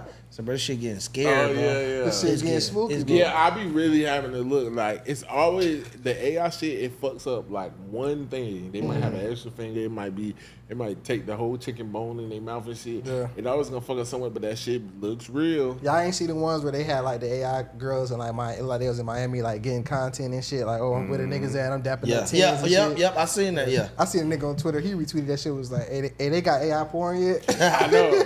I ain't. Bro, this shit gonna get scared, bro. Cause as creators, we gotta watch that shit. Cause think about it, a lot of us make money doing this shit from our social medias, or we plan on making money from social media. So they're trying to take that shit away from us. Man, I left the airport yesterday, bro, and you got the little shit look like it's from Star Wars, just walking around, just sweeping the floor and shit. It's not even a person no more. You know they got the no driver cars now. The Waco, whatever this shit. Them bitches be fucking up. I'm not getting it. Yeah, I'm not trying to be in that big. In Cali for sure. Like, how they be fucking up? Like they won't take you to your right destination. I seen one video like, let's say it's like an intersection. Y'all know how sometimes like in traffic it's hard as fuck to make that left. And like the lady was like, this shit don't know how to make the left. I'm stuck. Like it was just sitting there. Like some of the shit, like even with the trucking industry, they just started. It's between Dallas and Houston. It's self-driving trucks, but I think they still be having men in the trucks just to man them. Right. But it's I'm like, hell nah. Even that Tesla shit, bro. I'm not letting no car drive me, bro. That's what's in Cali. They got Uber with no driver. Yep. Where the driver at? Yeah, I need a driver. Yeah, I can't do it. That bitch fuck around and malfunction, or they fuck around, Iran fuck around and tap into the motherfucking systems and shit. A whole That's bunch like of that accidents. movie. That was a good ass movie.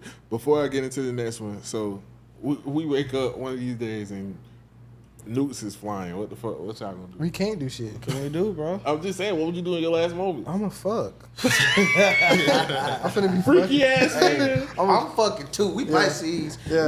Like we finna go find us a bad hole. Yeah. I done did enough fucking. I'm repenting. I got some shit to repent. I'm finna fuck, and then I'm finna play Fortnite with my G. I wonder how did that happen? Like, if it, like all these people dying together, like, is it a long ass line for the heaven line and shit? Like, cause I ain't trying to die with a whole bunch of people. Like, Nigga got a ticket. That shit turns to DMV.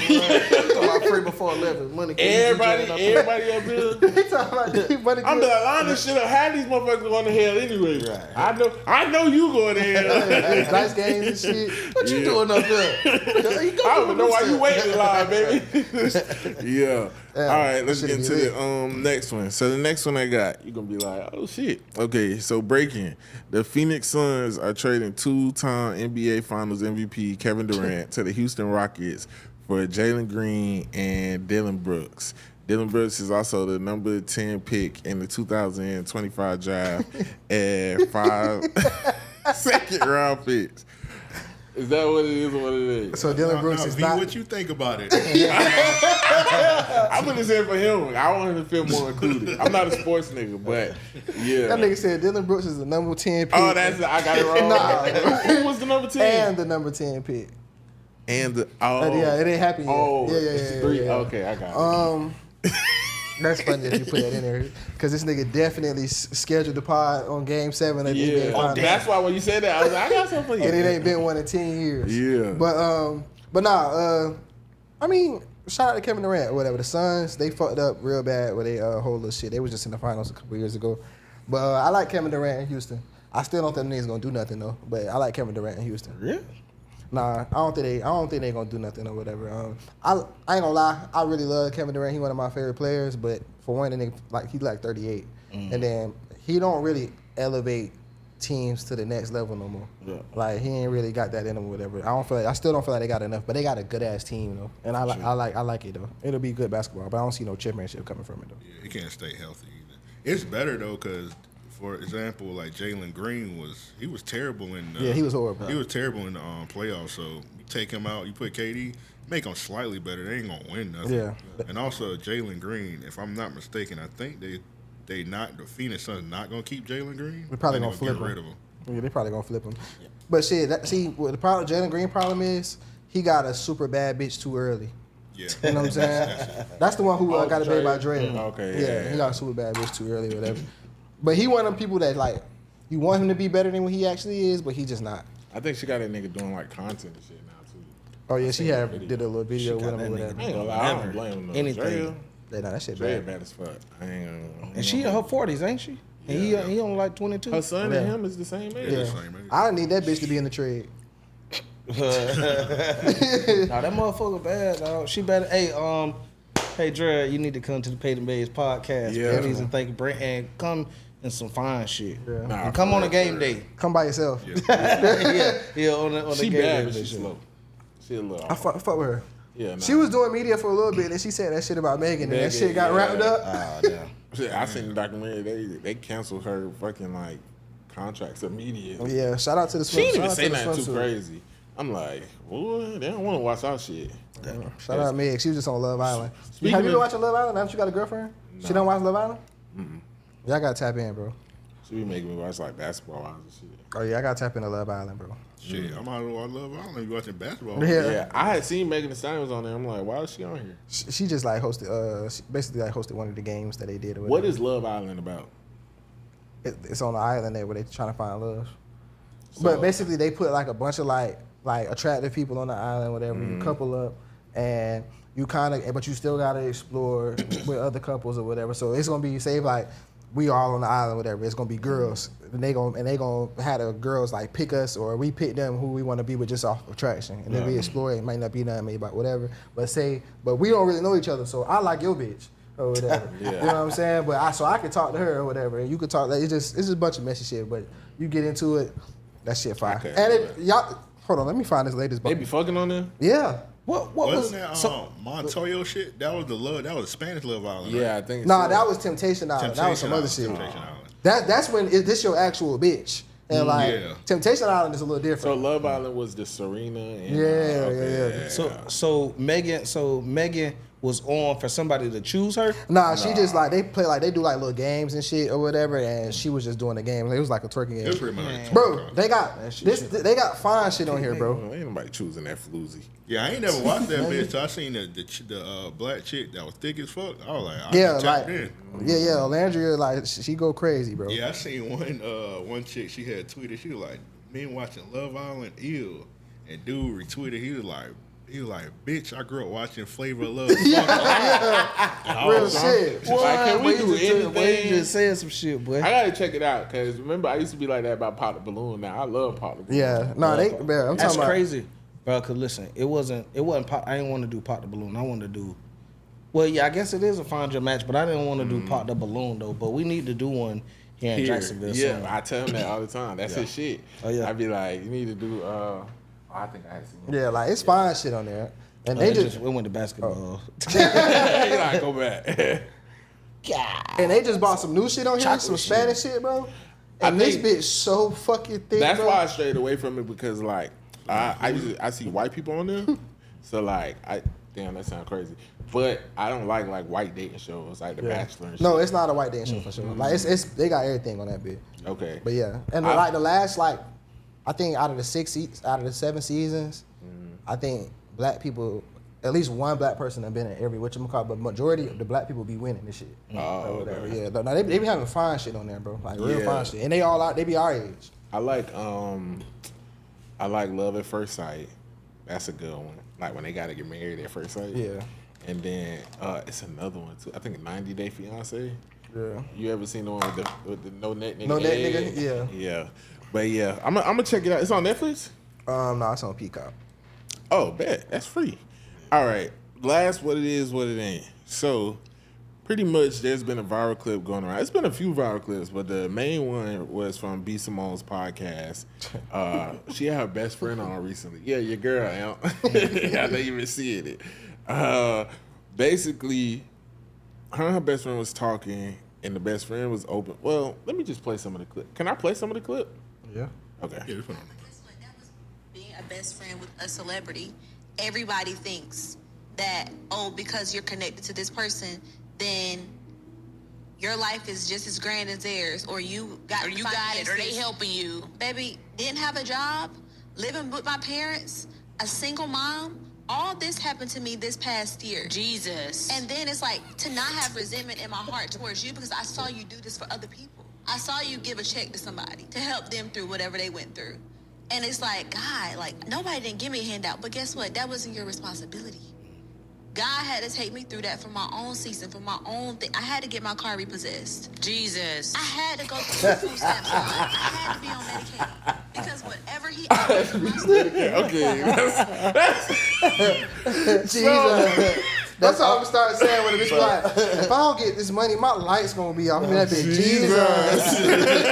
You still gonna send that money that you said you was gonna send? Jesus. Jesus. So that clip alone has caused a lot of controversy online. Like B.Simone, at B.Simone, it's always a hate train on B.Simone. So like people are saying like, oh, she's a horrible friend, but not helping her friend. Why would you let her go through that? And was blessing other people and things like that.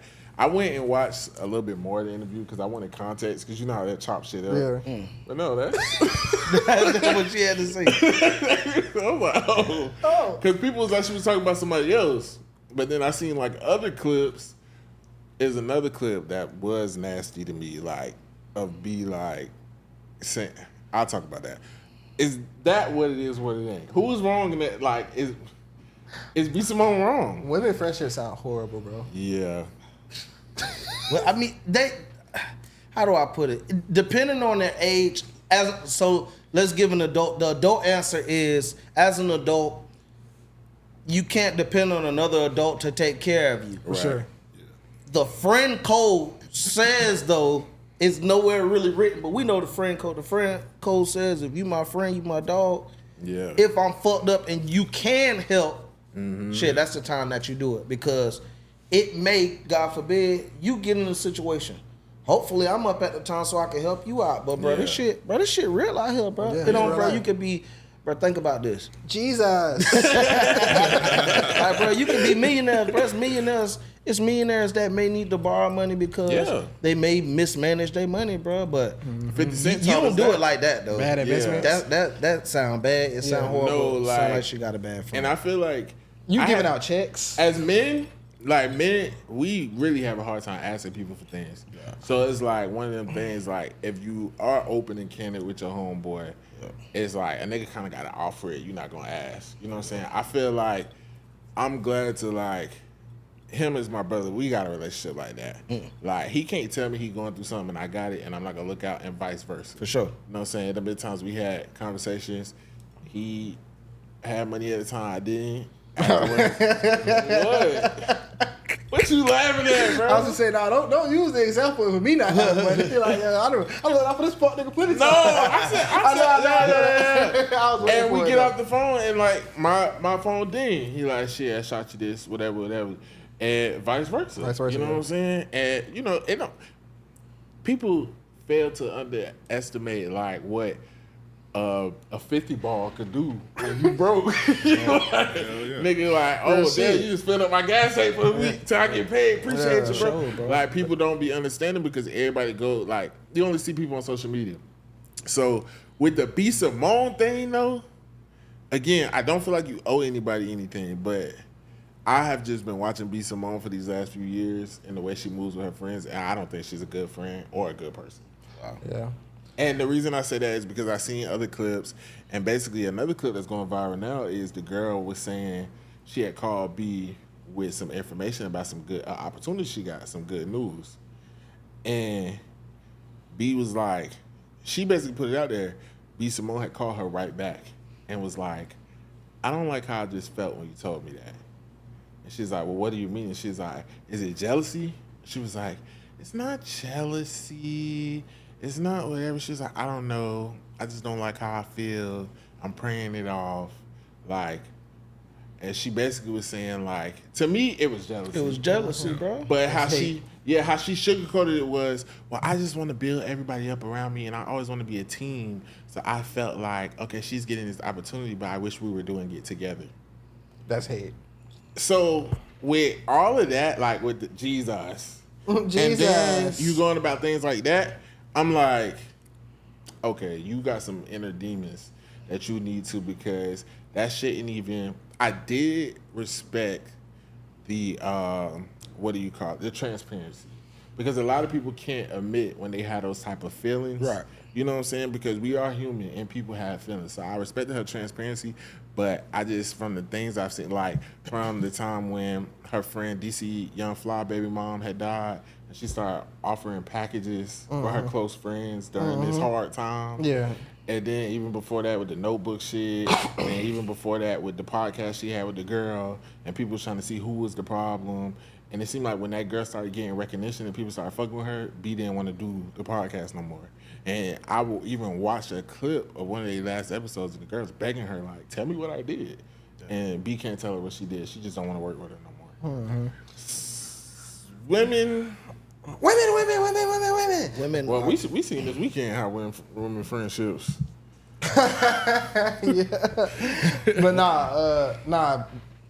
It's just like, okay, you handing, because like you said, like I both said, ain't nobody responsible for nobody as an adult, but it's like, you handing out checks to people, you doing shit for the image or whatever, when really your people like kind of struggling. Like, it ain't nothing. Her car note couldn't have been too fucking crazy for her shit to get repossessed. Like, and you out here giving out checks for tax write-offs. Like, you could have did the same thing with your homegirl without publicizing it. But it seemed like B.Simone just so happened to be the type of person who does do shit for the gram. That shit, man. That shit, to me, lame is what I call it. Yeah. Lame, well, you know, lame green.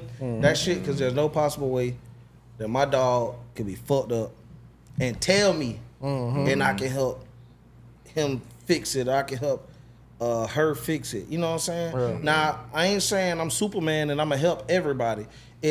You better have at least had some good energy with me, Right. for me to want to help, because I ain't just looking out for everybody neither. Right. So it could be a situation where that friend maybe wasn't a good enough, but that's her best friend, ain't it? Yeah, well, one of, I don't know. That's what they say. She say. They might not have been that close for her to feel like, or she might feel like, hey, well, if I'm letting you hold the money now, you don't got the money to give it back to me. Because nowadays I don't give a lot of money out. And I was gonna say, you never know what. Like, I remember, you know, Super Scent, and she got her best friend that she helped build up. But Super really brought her friends with her. Really, Judy, who dated the brat, brought all of them up. And she got her best friend named Bricky. And Bricky used to rap, and Bricky had a clothing line and all that. And Bricky was doing good and pretty much like threw it all away for a nigga. And when she was going through her struggles and talk about it online, people in the comments, where's Super? Where's Super? Where's Super? You know, Super got money. And she's like, look, stop bringing Super up. Y'all don't even know how my friend already helping me. Like, she's the one that provided me with a car. So a lot of times, too, we don't know if B.Simone has helped this girl before, and she's just not financially responsible. Yeah. And that's what. Or B.Simone might not be having. Oh, so I just was strolling. I just seen a clip of B.Simone on that same interview, basically saying like she's so broke these days. Now this. She probably saying that to throw off her phone girl. No, she She said she's so broke these days that she went from shopping at Neiman's to H&M. All right. Bro, See, that's why she not likable, bro. I'm like, why would you say that? I could go for that, bro. It's a real recession out here. And you got to remember, people like B.Simone, who they may be out a lot more. Man, they have to. You got to maintain that image when things are going good. You got to maintain that image. When things are going bad, that's the image you put out. That's what you got to keep out. So I mean, but I don't know. There's still no excuse, even if there's anything that you can do to help your friend, bro, help your friend, bro. Right. That otherwise you're not a friend. Yeah, Right. for sure. And And y'all before- gotta stop putting shit on God that God ain't got nothing to do with it too. Yeah. Well, I was finna take it spiritual. But Jesus, the way Jesus. The thing I will say is her friend also needs to recognize too, because I feel like I not too long ago went through this with somebody I was cool with. You got to realize when a friend is a monitoring spirit. And the reason I say B is a monitoring spirit is because, number one, you knew your friend was going through something and you didn't offer help. But then when she had after going through hell, she had an opportunity presented to her and you felt the way about it. That's somebody who wants to know what you got going on, but never want to see you doing good or better than them. Better than them, yep. Without them. Correct. And I went through that. I had a homeboy and I didn't know that. And it's like, you questioning me and things like that. And then, don't know nigga owe me nothing. I don't ask niggas for shit. You know what I'm saying? But it's like, we close, and I'm thinking you my brother, so I'm gonna tell you like, yeah, nigga, da, but you know how that shit go. And yeah, I may know you go, I don't count pockets, but I'm up, woo. You know, you don't offer me nothing, but I don't feel like that girl, because as men, we kind of look at things differently. Yeah. But then, it's like, when we fall out, you use it against me. You know what I'm saying? So it lets me know, okay, you liked seeing me in that predicament. And while I was going through that, God was telling me back up from you for a reason. Then when I backed up from you and I'm not telling you my business, you like, what's going on? Why you not talking? People be monitoring spirits and people like seeing you in certain positions, especially if you've done good all your life or you've been doing good and you finally going through something. Just be mindful. You know what I'm saying? Because with my heart, anybody who's my brother, bro, I don't ain't nobody finna tell me that this going on and I know I got it and I could, unless you just a irresponsible nigga and I'm always helping you. Right. You know what I'm saying? Because I've been through that too, from being the one in the family that always got to help people and shit. Sometimes you got to cut a motherfucker dry. Cut it off. But if I know you a good motherfucker and you going through something and it's hard out here for everybody, I'm not finna, Jesus. Jesus. Wow. she like, girl, you on your own. There ain't nothing you can do. Yes, Lord. Too bad. Yeah. That's crazy though. Next week, I'm gonna be like, y'all got the power rim? Jesus. But yeah, man, that shit crazy. So it sounds like that's what it ain't. Let's get into shout out rock out real quick so we can get up out of here. All right. Shout out rock out. Yo, it's your boy AC checking in from AZ. What's AZ? Arizona? Yeah. Yeah, okay. He ready. What's up, AC? Can y'all boys tell me, am I tripping? Recently, me and my two cousins shot over to Vegas for a weekend to just gamble and bullshit. Once we got there, my one cousin pouting and shit in the casino because his check he planned on gambling with got snatched up for back child support as soon as it hit. I do fairly good for myself, so I threw him $400 and told him just give it back whenever. Bro, why not even 30 minutes later, this nigga hit on the slot machine for 20 bands? So once he gets his payout, this man hands me $800. I look at him puzzled and ask, $800? And this nigga gonna say, you know I had to double it. What? I'm not a confrontational person, so I don't say shit and just observe him all weekend. This nigga buying bottles, throwing money on strippers, and never offered up no more cheese. I feel played, like my being a good nigga, he taking advantage of, because without that $400, the nigga wouldn't have won that shit. And my shout out for thinking he could have at least supplied me with half, because we are back home and I'm really ready to rumble about this shit. Is that B.Simone? Jesus. Jesus. So you know I had to double. That's a little tricky now. That's tricky, bro. That's tricky, bro. Okay. Look, you ready to be like, fuck that? What you think? Let me I gotta hear it, His bro. opinion Come on. clearly Okay, different. so like, I think you gave a nigga 400. He was like, don't worry about it. No, he said pay me back. He said pay me back whenever. Yeah. He doubled it. He doubled I it. had to double it. You gave him money because you felt like he would, because he said he was fucked up. He had some shit he need to take care of or whatever. If you would have been mad that he was blowing his money instead of taking care of what he was supposed to, that's different. But you mad that he should have gave you half? No, the fuck he shouldn't have, bro. How much you would have gave him? I would have probably gave him like a little couple bands or something like that. Yeah. But I wouldn't have. But like even still though, like I feel like you Little 4-5. pocket watch. I would have given him 4 bands. Yeah, 4-5. I would give That's Yeah. That, you just increasing the That's investment fair. right there. I would have given him a couple bands, but half is crazy. Yeah. You don't deserve half of that, bro. And then you're not even like if this is really your dog, bro, you should be more upset that like, all right, bro, like you got the money, like handle your shit, bro, or whatever. Like, but He wasn't handling shit. but like give me half. He that bitch. Like, pop champagne. Like, Oh. look, you got child support and shit. Yeah, like, take care of you that. need I know to the go whole take care trip. of that shit. The nigga, he just in the back of the club watching his cousin like, Like, oh, you ordering another bottle? you know I had to double it. Nah, 800 a little crazy. 800. But four bands, yeah. Yeah, I Out would've of ten- money. That's 10 times what. That's 10 times times what what you you gave gave me. me because we needed your money, but we needed my luck. Yeah, because you was on the slots Right. too, nigga. And you ain't hit. Yeah. So it's like, It's Fuck, nigga, it was my hand. Yeah. That pulled this shit. but the whole like tone of the shit was like just like a little hoe. It's like, oh yeah, because Entitled, if yeah. it wasn't for my 400, all right. So what you did it for, bro? Was it off the love or like, you know what I'm saying? That's weird. I just feel like that was the way he thinking about it is like on some hoe shit. But then I again- can respect it if it was like, but look, Different. but then again, he wouldn't have made no money if it wasn't for his money. So then Yeah. again, but then you went and came up an extra 400.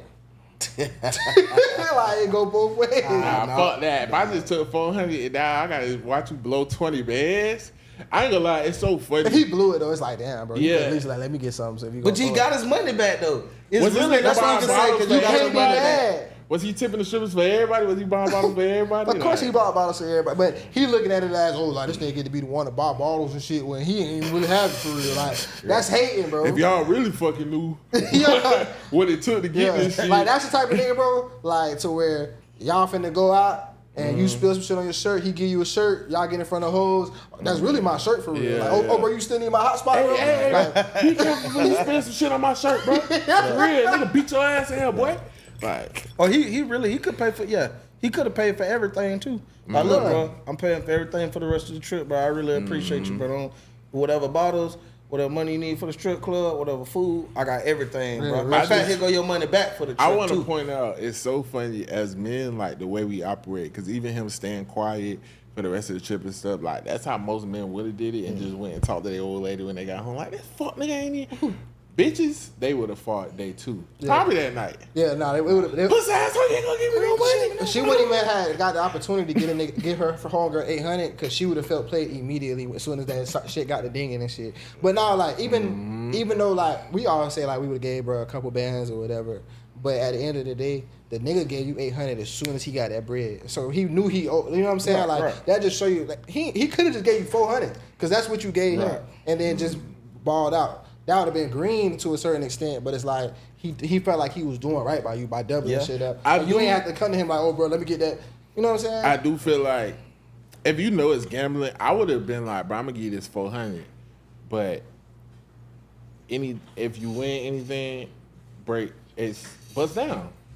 I feel like if you make some kind of rules when it comes to gambling, you don't never know. I'm not just gonna throw a nigga 400 and then like, cause I ain't gonna lie, I'll be like, damn. So if I fronted you the 400, I could be like, bro, you playing for both of us, like, cause they do that. Okay, one night I'm in best bet, I'm getting my ass spanked. That sounds crazy. I was talking about it's an OG that's to me, old head nigga up. So I'm like, I'm down to my like last 20. I'm on that one card shit. He looking at me like, nigga had that and like put what he put? I think he put like something on my tie. You know, tie is time 10. You know what I'm saying? Basically, whatever he put on there, I was up like over $100 after that because it hit during that time. I immediately try to give him half. He like, nah, bro, that was for you. I was looking out. He took like, I think kind of like what he gave me back, but he wasn't like, oh, I'm gonna tell you like the whole, you know what I'm saying? Yeah. But just me being me, like I didn't ask him for it. He kind of just threw it to me and threw it on the tie. And sometimes niggas will do that because they trying to gamble on two hands. So I didn't know, you know what I'm saying? But it was love. But that's just how I think. Yeah. Now, that wasn't 20 bands, though. Yeah, it wasn't 20 bands. If it was 20 bands, I was like, hey, hold on. Let's talk in the parking lot. Nah, real shit. That is a tricky one, though. But I just feel like we got to see his whole thought process about everything. And you kind of was hating, bro. Like, it was hating a little bit. Even though you showed your man some love, but it's like, all right, nigga, because I got it. He ain't got shit. Let me throw him this little 400. But now he got shit. You like, bro, that really should be me for real. Really should be me, yeah. Yeah, like. So you wouldn't feel no type of way he gave 800? Me personally, I wouldn't feel no type of way. Oh. But I wouldn't have gave the nigga 800 though. But if he would have gave me 800, you really can't be mad. Yeah. You really can't be mad. You double up, bro. And what you think? To be honest, this shit a tricky situation because at the end of the day, expecting a nigga, you gave him 400, but expecting a nigga you 10 bands, it's crazy. That's a lot of money. Yeah.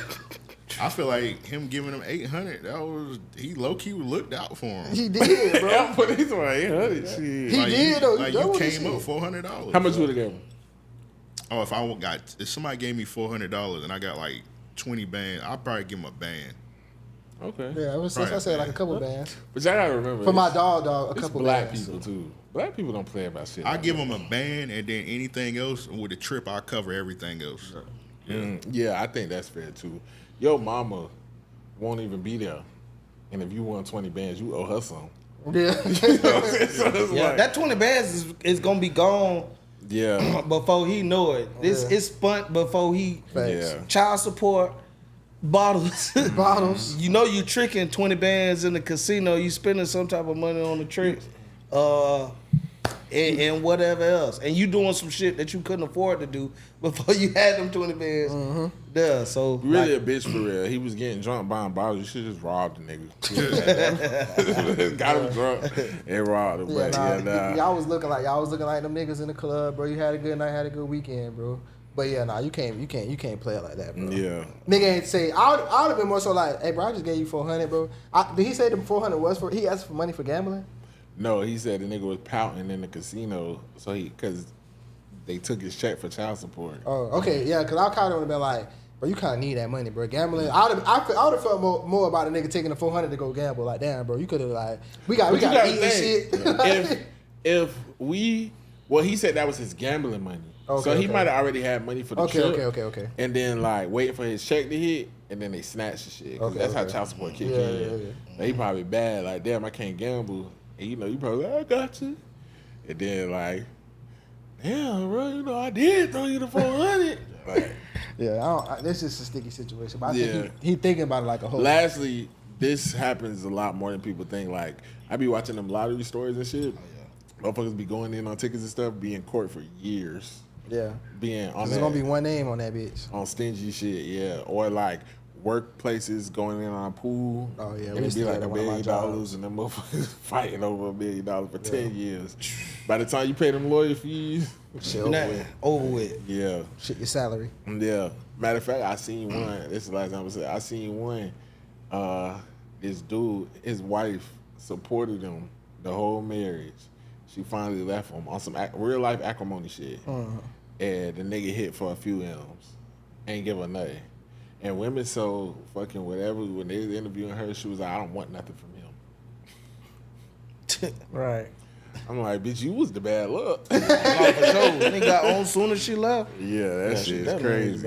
But yeah, man, before we go, this Paid N Bazed where we get money and wash our ass. So we just want to ask, you got a hygiene tip for today? You said who? Hygiene tip? Definitely. Brush your tongue. Like people say brush your teeth, but they actually mean like brush your everything in your mouth. Brush your teeth, brush your tongue, and I tell my football players this too. Like aside of wearing deodorant, like brush your tongue. When people tell you to brush your teeth, that's what they're talking about. Brush your teeth and your tongue. Yeah, so your breath don't smell like ass cheeks. So. Yeah, and the roof of your mouth, and get in the back of your mouth too. Till you gagging. Pause. That's crazy. Pause. Nah, like, bro. You don't have to do it like that. Yes, you do. No, you don't. When You don't have to gag on it. when you no, I didn't say that. I didn't say Yes, that. you did. No, I didn't say gag on it. What I'm saying is when you brush it, This one, you hate watching you brush your teeth. you gotta go all the way to the back until you a little bit. As far as you can go without the gag. Without gagging, for me. bro. Hold the gag for me. Listerine mouthwash gargle You for should me. know how to go far without gagging. Yeah. You like that shit. No. I should stop here. No. I have a very sensitivity. Like even after I eat, I get nauseous in my mouth, water up. So anything I be sensitive to. Y'all niggas got me fucked up. No, you got you fucked up, sicko. Nigga creep. No, bro, that's not a good feeling, bro. When you brush your tongue and you accidentally brush too far back. Yeah. bro. Like, that's not a. I throw And all up. you trying to do is have hygiene. No, I throw up brushing my teeth at least 2 times a week. So that's not normal. Oh, No. This nigga's a fucking freak. I don't know about that, bro. No, I'm just saying, like, cause I don't be putting my tongue out, like, and my shit probably a little blue right now. You brush your tongue in front of your girl? Like you brush your teeth in front of your girl? Yeah. See, that be it. No, my shit, and see, that's how you know you brush your teeth. Cause I had a blue slushy. My tongue might be a little blue, but my teeth not blue, and my mouth not blue. Bro, that's crazy. I'm not gonna stick my tongue out. That's gonna be crazy. Y'all, I feel like y'all trying to play me. You the one said it. I'm saying. You said twice a week you throw up because No. that's valid, bro. I'm not in that bitch. Listen, I'm not in that bitch. Nothing like that. I'm getting to the back of my tongue, and anytime I feel anything back there, I'm like, ugh. For hygiene, right? For hygiene purposes, Then you gotta redo it. Then you gotta brush your teeth again after that. Yeah, most definitely. but not twice in a week. Maybe once every now and then. Nigga, pain. You be really brushing the fuck out of your teeth, Well, but we gonna say it's I because got a tongue scraper now, and that do work better. Yeah, it is. Yeah. Ghetto gaggers. Yeah. Yeah. Chill out. Damn, I can't say shit on here. And why she gonna want to clip this up too? There, I already had a punk in the comments calling me gay earlier. Oh yeah, I'm clipping this. I'm putting the Brazzers logo on the side. Yeah, and they gonna be like, bro, we knew it, bro. It's 3 times, bro. I'm like, God damn. But now this. Oh, let me tell my story real quick. Also, for my Paid N Bazed tip of the week. Shout out to Carrier Cal. We talked about this before. He talked us about the men's in there, so that because niggas be clipping themselves. So you know, I be getting down sometimes. You know what I'm saying? My shorty was coming off a period. I tried to surprise her. Hey, do not use Nair if you got deodorant in that area. I almost had to go to the hospital, man. Motherfucking. I told you to stop putting deodorant on your sack anyway. Boiled my balls, man. that nigga say boiled. Nah, for real. Like, yeah, my girl had to come put some Neosporin on, and she was in that bed. Yeah, you're raw down there. That bitch, what? Take a picture. Let me see. Yeah, like it really looked like I got burned, bro. Chemical burns is real shit. Yeah. So I don't know what the fuck they put in that Nair shit, but it don't go good with other things. So Get well soon. yeah, because I thought I wasn't gonna make it today. So yeah, just be careful. Don't do that. You know what I'm saying? And if you do, make sure you thoroughly wash down there. Carrier Cal, you were supposed to give us directions on how to do this shit. I hadn't asked for directions for it, but I don't. Next time, I need a step-by-step tutorial. Hey, get us out. Hey, that was crazy. Send us out. Not a visual tutorial. Nigga asked for a video. All right, man. It's been a great episode. What you got going on, man? It's been a great episode. Yes. That shit got you acting different. No. I ain't mean it like that. I gotta choose my words better, man. I ain't mean tutorial. I meant a list. a detailed explanation on how to do it. Diagram. All right, man. So Your balls fell off. Got it. before we go, I know most of the people know, but just let them know where they can find you at on social media. For sure. You can follow me on all social media platforms at DJ Money Good. My newest page is under construction. It's called The Money Good Show. Y'all can tap in and find me on The Money Good Show as well. But everything is at DJ Money Good for sure. Anything you got coming that the people need to look out for? Definitely. Like I said, I'd love to have you guys as a guest on one of my early shows, if not one of my first 3 shows For sure. on The Money Good Show. So we can really, I know people know y'all from Paid N Bazed or probably growing up with y'all, but like I really want to dig into like why y'all are who y'all are. You know what I'm saying? Mm-hmm. Like get into your real life story as far as you can remember back. I want to, you know what I'm saying, say some of the more risky stuff and jump across the line and jump over the bridge. You know what I'm saying, with different people who come on my platform. But aside of that, I fuck with that. Yeah. Aside of that, just like I say, just doing more arena stuff and turning up crowds just around the United States instead of just doing Jacksonville stuff. Yeah, sure. I fuck with that. I already know what my first question is gonna be after this interview. Why are you gay? But no, man. Let's go ahead and head out. So this has been another great episode of Paid N Bazed. You already know it's your boy Low Key V. It's your main man K Thrizzle. And this is Paid N Bazed. Cute. Yes, sir. It's Paid N Bazed. Hell, get money and wash your ass out.